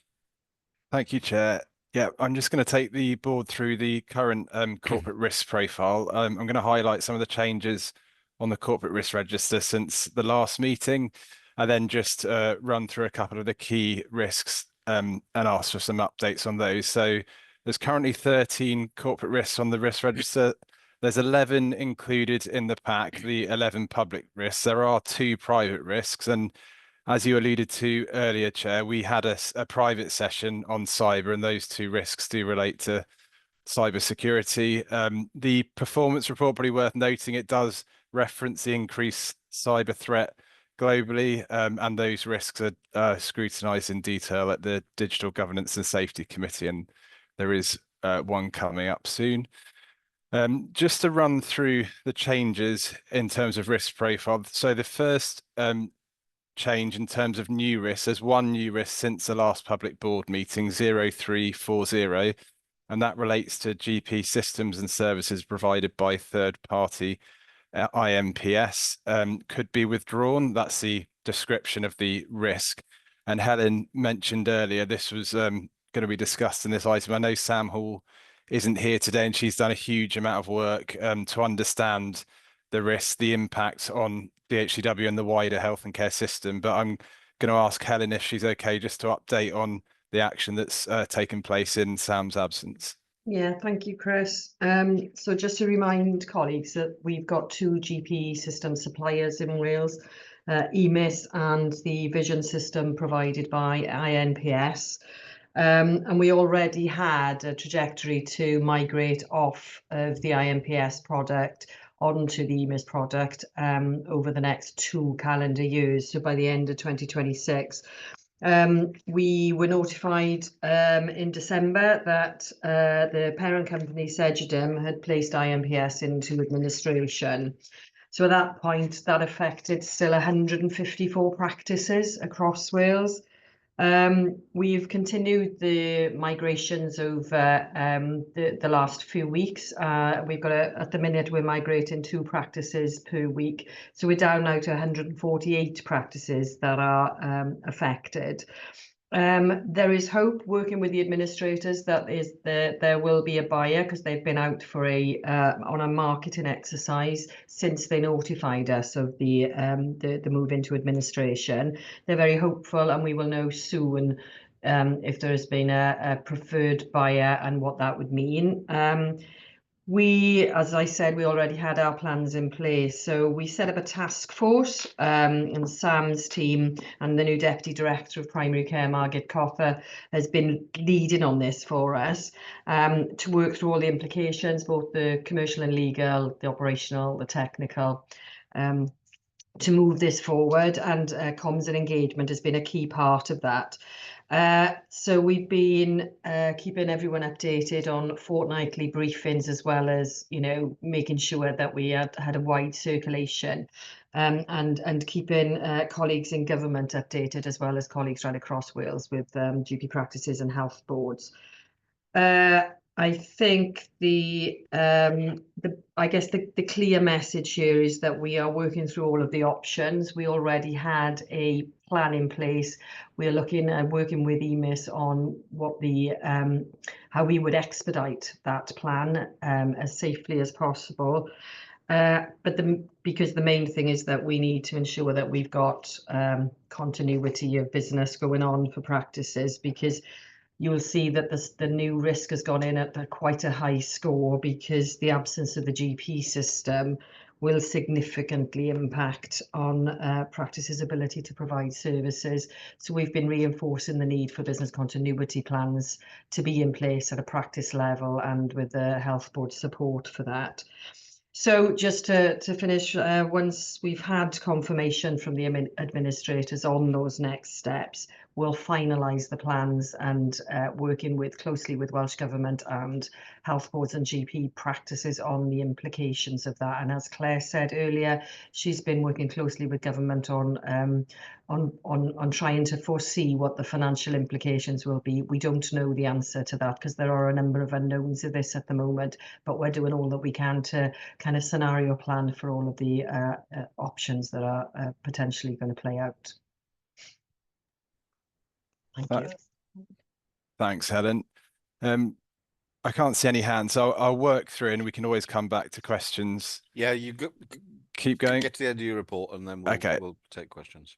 So just to note, the two risks that have been removed since the last public board meeting are the first one, 0335, the service catalogue agile process. A lot of work went into mitigating and understanding that. So that's now come off the corporate risk register. And 0338, the connecting care funding, has also come off since the last public board meeting. There are two risks on the corporate risk register I just wanted to ask for updates on before concluding. The first one, 0333, the board, I know, are aware and have had updates on intensive care WICIS and the implementation and potential delays there. So I'll just ask Ivan to update on that one, as we have done at the last few public board meetings, to give the current position. Chris. Yeah, briefly, we're still in a position of, I guess, three-party negotiation on way forward. So Welsh Government commissioned the review, which has recommendations. We hold the contractual relationship with the supplier, Ascom. The next stage is agreed, which is to engage with clinical users to agree on a revised specification, and then from that to develop, let's call it a remediation plan or a route forward. So discussions with the supplier are still ongoing. In the meantime, the team are maintaining communications with all the health board partners in the programme and getting ready for those workshops, so that when we've reached agreement with all parties, or the primary parties, we're able to crack on as quickly as we can with those workshops to get through to the next stage. Diolch, Ivan. And the second one I wanted to flag was 0331, the fixed term resource funding risk. And Claire mentioned the imminent remit and allocation letter, particularly related to what was historically known as DPIF, our Digital Investment Priorities Funding. And Sam Morgan, I don't know if you just want to update from a staffing perspective the work in terms of the funding allocation and the impact. Thank you, Chris. So there are a small number of people, relatively small number of people who are impacted by this. We're working very closely with our trade union colleagues to ensure that we've put controls around recruitment, and our overriding method that we're using at this point in time is to redeploy people into suitable alternative roles. So we're following all internal and all Wales processes and procedures to do that. We are communicating with staff to help assure them that we are doing all that we can to, as I say, retain their key skills that we need moving forward in the future. And we're reviewing this regularly on a weekly basis at exec as well. Thank you, Chris. Thanks, Chair, I was going to pause there and say those are the key points. So I'll hand over to you. And Andrew's got his hand up. Are you also on mute, Andrew? Right. There we are. Hopefully you can hear me now. I was just going to say that, following on from what Sam said as well, that we've got an excellent working relationship with this, where we are very much daily engaged with everybody involved. My calendar is very much full of meetings, and I just want to praise some of the staff in the people in OD area, because I know they're doing so much work. I mean, I'm feeling the pressure of the work, and they've got to prepare all the papers. They've got to identify the opportunities. So it's probably in a public forum to say thank you for supporting our staff, and we're trying to work through things as sensitively as possible and get the best outcomes we can for everybody. Thanks, Andrew. Any other comments or questions on any of Chris or what Helen and Yvonne have said? Okay, so we've been asked to receive the report, Chris, yes, and which I'm sure again everyone is happy to do. If we move on then to item 6.4, the performance report, and I'll invite Claire to introduce the report. Over to you, Claire. Thank you, Chair, and I'll keep it brief. To summarise then, we've covered a lot of the discussion through the discussion today, a lot of the key topics, but obviously our current priorities during the month of December and November has been on the IMPS position, and as Helen has alluded to, Sam Hall has led a task force with 4 work streams alongside other nations to help mitigate those risks. And there's a lot of work underpinning that. In terms of the annual plan, obviously we've touched on the planning framework for next year and also the core allocations. And in terms of our milestone delivery, it's progressing well. We're coming up to the last quarter. We've got 205 milestones left to deliver. And we are predicting that 78% of those will be delivered early or on time, which is a great delivery performance in relation to that. Again, lots of activities going on in the programmes. I don't suggest I'll go into all the details, but notably on link and risk at the moment. And organisationally, the increased cyber threat, we are experiencing a number of attacks on our network devices. So it's important that we improve our cyber KPI performance. Operationally, good service delivery, we're operating at 99.99%, although there were 2 minor incidents during the month which related to WRIS, but those were resolved. The service desk performance was slightly behind in terms of the abandonment calls, somewhat reflecting, I think, December being a time when most people take annual leave. But also we procured and have actioned a new enterprise architectural tool. So we talked a lot today about the national architectural structure. So we now have a tool which is not only available for DHCW, it is actually an all Wales tool. So again, producing further benefits. In terms of our compliance, then PDR and mandatory training are above our target. Sickness increased slightly, some of that to do with seasonal, but also a slight increase in stress and depression. And then in terms of our missions, and the other point to note is actually there has been an improvement, particularly around operations, thank you, Sam, in relation to the quality, performance and compliance. So that KPI shifted into green for the first time in a while. So some great improvements then.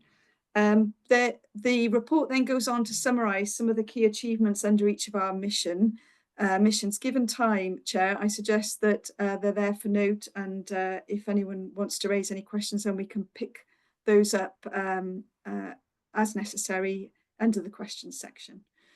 So busy time in the last quarter and some notable achievements, but also some new activities in and around supplier issues, particularly around primary care.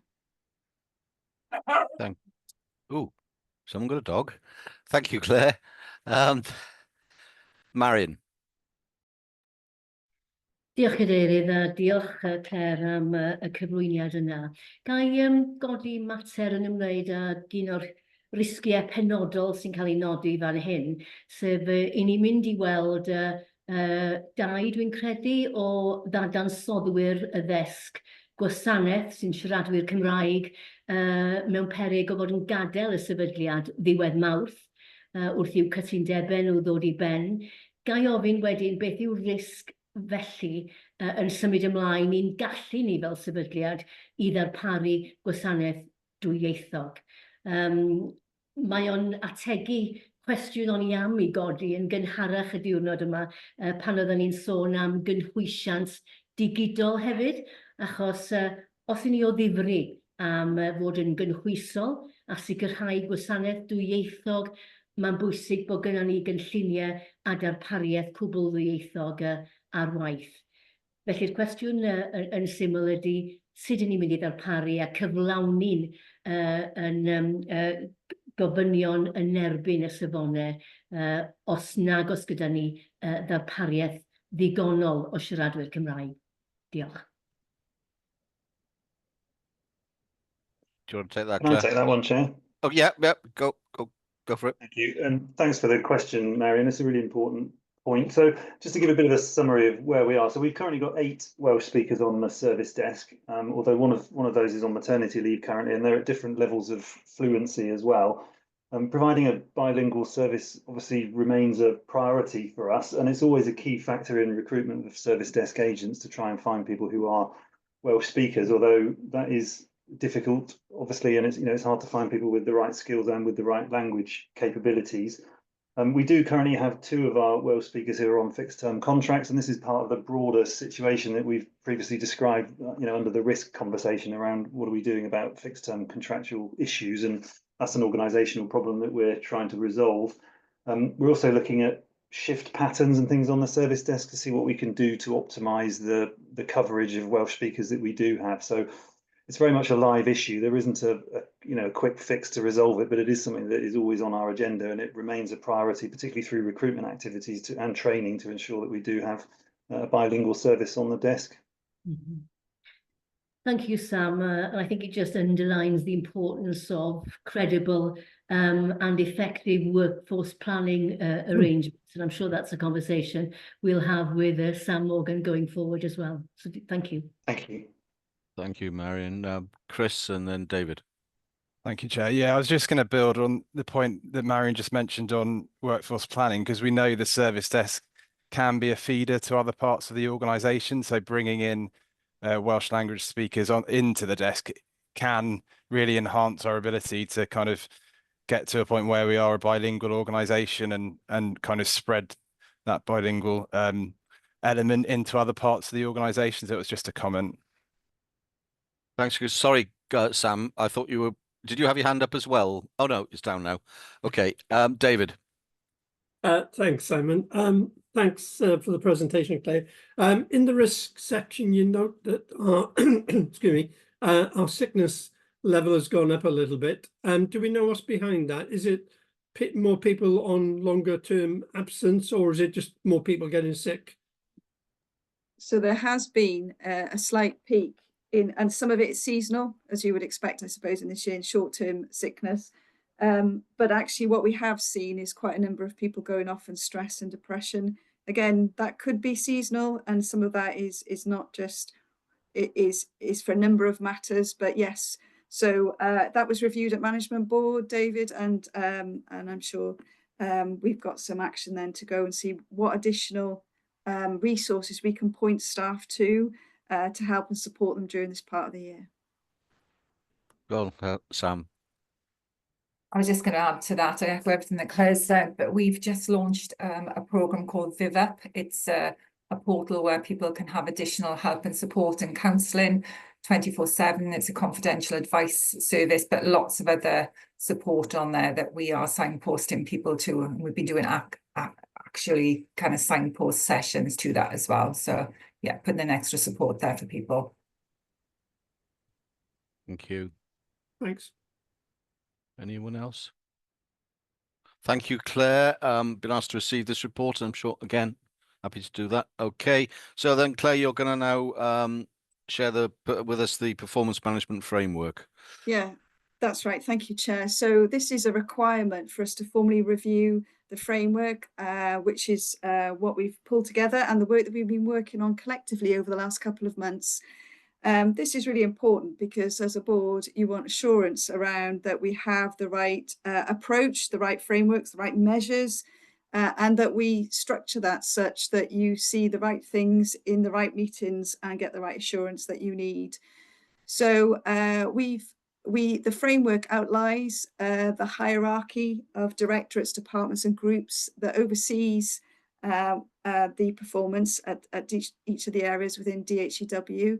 That's overseen by the management board and obviously assured by the SHA board. And it's linked to quite a number of principles but also KPIs, and those KPIs are sort of sectioned into 3 layers of the organisation. We look at KPIs, which is the key performance indicators, but we also look at OKRs, so we're developing objects and key results. So the framework provides a structure that cascades the organisation's objectives, and they'll be integrated into the IMTP process in order to give you that assurance. So we've sought feedback from both yourselves, but also through the organisation on the framework. There are a number of improvements that we'd like to make around the use of OKRs, the objectives and key results, and there is now appendix that shows and defines what those are and how we are looking to frame it. That will give more clarification on the calculations we've used, but also on the descriptions. And finally, we've upgraded the principles outlined in the report and to get them to an international standard in terms of the International Integrated Reporting Council's approach to setting principles. So the next step around this is really to implement this new performance framework and develop a scorecard that covers really 3 key areas: the strategic measures, which will link to our new strategic objectives and also align to the IMTP. They're organisational ones, so there's a piece of work that operations and primary care mental health are working on to further quantify performance measures within their areas. And then there's the necessary compliance ones, which we will continue to refine and also enhance the way we report and visualise those. So we also actually asked support for yourselves to see what you consider to be the 10 most high impact KPIs. So we'll embrace those and feed that back in. And finally, we wanted the balanced scorecard to extend to include more stakeholder dimension to the framework. The aim is to get all of those changes finalised by the end of March and launch that in April. So I'm asking to recommend the improvements that we've made and ask the SHA board to approve the upgrade to our integrated performance management framework. Thank you, Claire. Alistair. Yes, thanks, Claire. And I support this, and support really the way that you're going about strengthening the performance management framework. My question is this, that OKRs do sound very logical, but we are part of a broader system. And within the confines of that broader system, it would seem to make a lot of sense that we use terminology, approaches, and performance management that would be well understood, within the wider system. Is OKR something, are OKRs something that would be used within the wider system, or are we sort of cutting loose and doing our own thing? So we are trying to align, benefits is a good example, actually. We are trying to integrate the benefits that we produce within DHCW and to the wider system in a way that it resonates with the end users and they recognise those benefits in a way that they understand and they can use in their own organisation. So I think there is a bit of work that we are doing in terms of the way we capture the right performance measures linked to our revised objectives and translate those, not just for DHCW, but to some of our key stakeholders. And it'll be interesting to see how they adopt those within their own organisations going forward, actually. So it's a piece of work that we're doing. We're not hung up on using objectives and key resources. We are trying to make the KPIs more meaningful in the terminology that we use and the measures that we're capturing. But I think there's still a bit of work that we need to do in that space going forward. Thank you, Claire. Chris. Thanks, Chair. Yeah, it was just an offer of support for Claire and the team. I'm happy to work with you in terms of how we involve and engage the board into that 10 high impact KPIs piece, because I know it came through quite strongly, didn't it, on the board development day, and probably something we just need to factor in some time or a way of making sure we get that input. So I'll work with you on that, Claire. Yeah, that'd be great. Thank you. Okay. No one else? Okay, thank you very much, Claire. But now we've specifically been asked to approve this framework. So are people happy to approve it as presented? Thank you very much.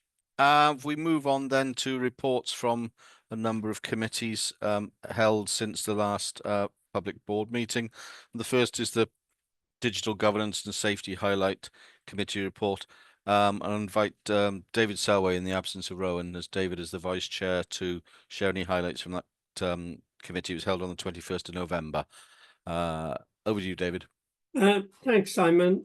I'll take the report as read and just at the top level provide some oversight in terms of alerts. There were no alerts raised. We received assurance around a large range of topics, about 9 in total, and we did 3 advisories, which are all in the paper. The bits I'd like to pick out to commend some of the work that's been done, firstly by Sam's team on the Technical Design Authority, which is helping with the development of the national architecture. We've seen that over the last year or so start from an initial team come together to it growing in maturity and now having quite a bit of an impact. And some of the work that's been done in Ridian's team around the withdrawal of Audit Plus, there's been some excellent work in there. So in summary, we received assurance across a broad range of topics and some really good work going on that the committee had visibility of. Thank you, David. Any questions or comments? Okay, asked to receive that report from David. Thank you very much, David. And then moving on to the next, it's the Local Partnership Forum Highlight Report. And I understand, I think you were in the chair last time, Andrew? I was indeed. Yes, I mean, it's pretty much all in the report for everybody to look at. There was nothing escalated to the board. As always, a very good meeting. Lots of very interesting discussions. And I think it's quite important to highlight as well that a lot of the work that we do is done in separate forums as well. So a lot of the individual the work we do quite operationally week to week, day to day. So so it's not all just about Local Partnership Forum, but yeah, really good meeting. Happy to take any questions if anybody has any, but I presume everybody's seen the report. Any? Ruth? Thanks, Andrew, for that update. It was just a question really around the Building Our Future programme. Obviously, work is ramping up on that, and so I was just wondering, do you feel within the Local Partnership Forum and the other forums that you carry out work within, that you've got enough oversight is probably the wrong word, but you have enough of a view on that programme and you're getting enough feedback on that to feel comfortable with how things are progressing from the staff perspective? Yeah. Sorry. Oh, sorry. Apologies. I was just going to say that yeah, I mean we're quite absorbed in it, to be honest. We're very much involved. We are a bit short on the ground with reps at the moment, which means that it is a bit of a challenge to get you know, to be everywhere at the same time. So we have sort of worked between there's myself and the Unite rep, and we've got another rep in Unison, and we're very much between myself and the Unite lead rep, we're very much sharing a lot of that workload rather than because we got our day jobs as well, of course. So so we're and that's working really, really well. And we're communicating then offline and we're catching up. So I think the oversight's been very, very good. As I said earlier, I mean, our People and OD colleagues have been very, very engaging. I mean, we engage live. I mean, funny enough, I've had messages today about during the board meeting about things. So we can do other work and keep on top of things. So that's sort of the answer. I mean, in an ideal world, we'd have more people on in the trade unions that we could put forward to be more involved. But we've sort of worked out a way of keeping on top of things. Thank you, Andrew. I was going to ask you if you wanted to add anything anyway, Claire. So you've put your hand up. I know. Sorry, apologies. I mean, obviously enthusiastic. You're here building our future, and you're off. Oh yeah, get the bricks out. Yes, just to obviously build on our future presented to the local partnership forum, but we've had quite a number of drop-in sessions around DHCW over the last 2 months to really reinforce and assure staff around the move to GDAT and ask them what questions they'd like answered. So it's really a two-way street, and actually they've gained quite a momentum in December. There was quite a number of people there, but that's part of a broader comms engagement strategy. But I think it's a really helpful. It's really helpful that Andrew and the team are right behind us, supporting us and feeding back concerns so that we can change that comm strategy as necessary, really. Thank you, Claire. Thank you, Claire. Anyone else got any comments? Okay, if we'll receive that report. Thank you very much, Andrew. And then move on to the last of the highlight reports, which is the Audit and Assurance Committee, and invite Marion to highlight anything she wishes to from the last meeting. Over to you, Marion. Diolch Cadeirydd, thank you, Chair. Well, as you see from my highlight report, many of the issues and topics we discussed at Audit Committee have been explored in one way or the other during today's board meeting. But can I just highlight once again the point about the Welsh language standards and the risk around meeting those standards.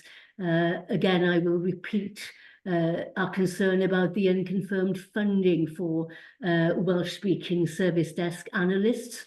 And, you know, it really is important that we ensure that the organisation can provide services effectively through the medium of Welsh.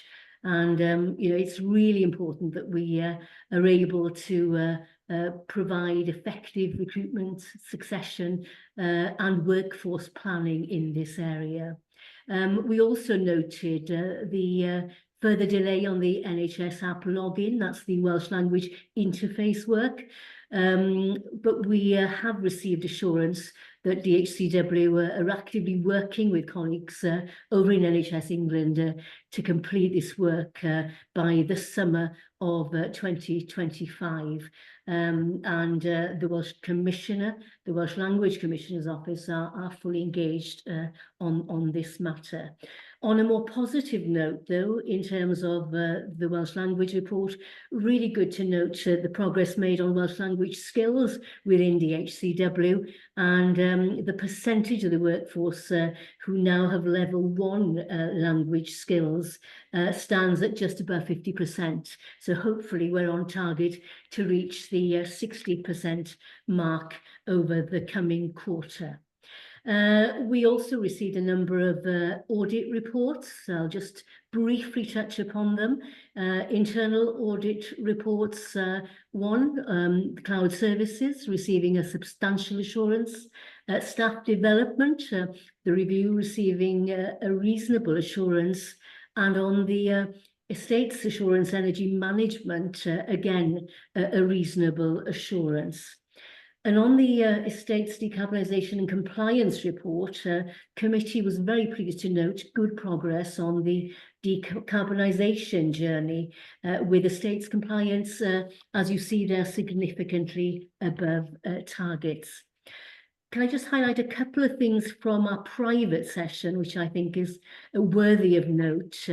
One is the National Hosted NHS IT Systems report from Audit Wales, which Ruth referenced earlier today, and pleased to note the number of actions completed and assured that the small number of recommendations are to be taken forward by relevant officer leads. And finally, on raising concerns, the committee received a raising concerns update, and we were assured on the learnings and actions to be taken forward following the completion of a culture review undertaken by an external advisor. We agreed that actions relating to this work would be reviewed on a biannual basis until they are complete. And we were also pleased to note the positive feedback and engagement from across the organisation, indeed, regarding the raising concerns process and the robust arrangements being in place. So that's key issues from the report, and please take any questions if you have any. Diolch. Thank you, Marion. Just you won't be able to answer this, Marion, but just out of interest, with the Welsh language login for the app, if the work is complete by the summer, when are we anticipating that it to go live to be in use? I think Chris has got his hand up, so he's go on, Chris. more up-to-date information than I have, Chris. Yeah, in terms of the app specifically, I'd probably turn to Ivan, but I was just going to mention the legislation was laid at the Senate yesterday in terms of DHCW coming under the Welsh language standards, and that's likely to come into effect towards the end of this calendar year, the start of next calendar year. In terms of the app and the bilingual login, Ivan, will have a more up-to-date position than me in terms of timeframes, if that's okay. Yes, I have current timeframes. So the timeframes are negotiated in partnership with NHS England, and they depend on other pressures within the NHS England development roadmap. There's a price tag to that, but the cost doesn't buy a fixed position in that roadmap, if that makes sense. Currently, we're looking at midsummer, so Q1 and Q2 of 25-26 is what we've provisionally agreed with NHS England at the moment. We're also in regular close correspondence with the Welsh Language Commissioner and with Welsh Government so that they understand where we are and the constraints, I suppose, on our ability to deliver independently of NHS England, who own NHS Login as a service, which we buy into the app. Okay. Anyone else got any questions, comments? No, thank you very much, Marion. We're moving to the close of the meeting now. I've had no other urgent business communicated to me. Nothing has occurred to anyone. And finally, the date of the next meeting is Thursday, the 27th of March. And if things are normal, it will be a heavy duty meeting. They tend to be the last meetings of the financial year, not least of which will be signing off our AMTP, of course.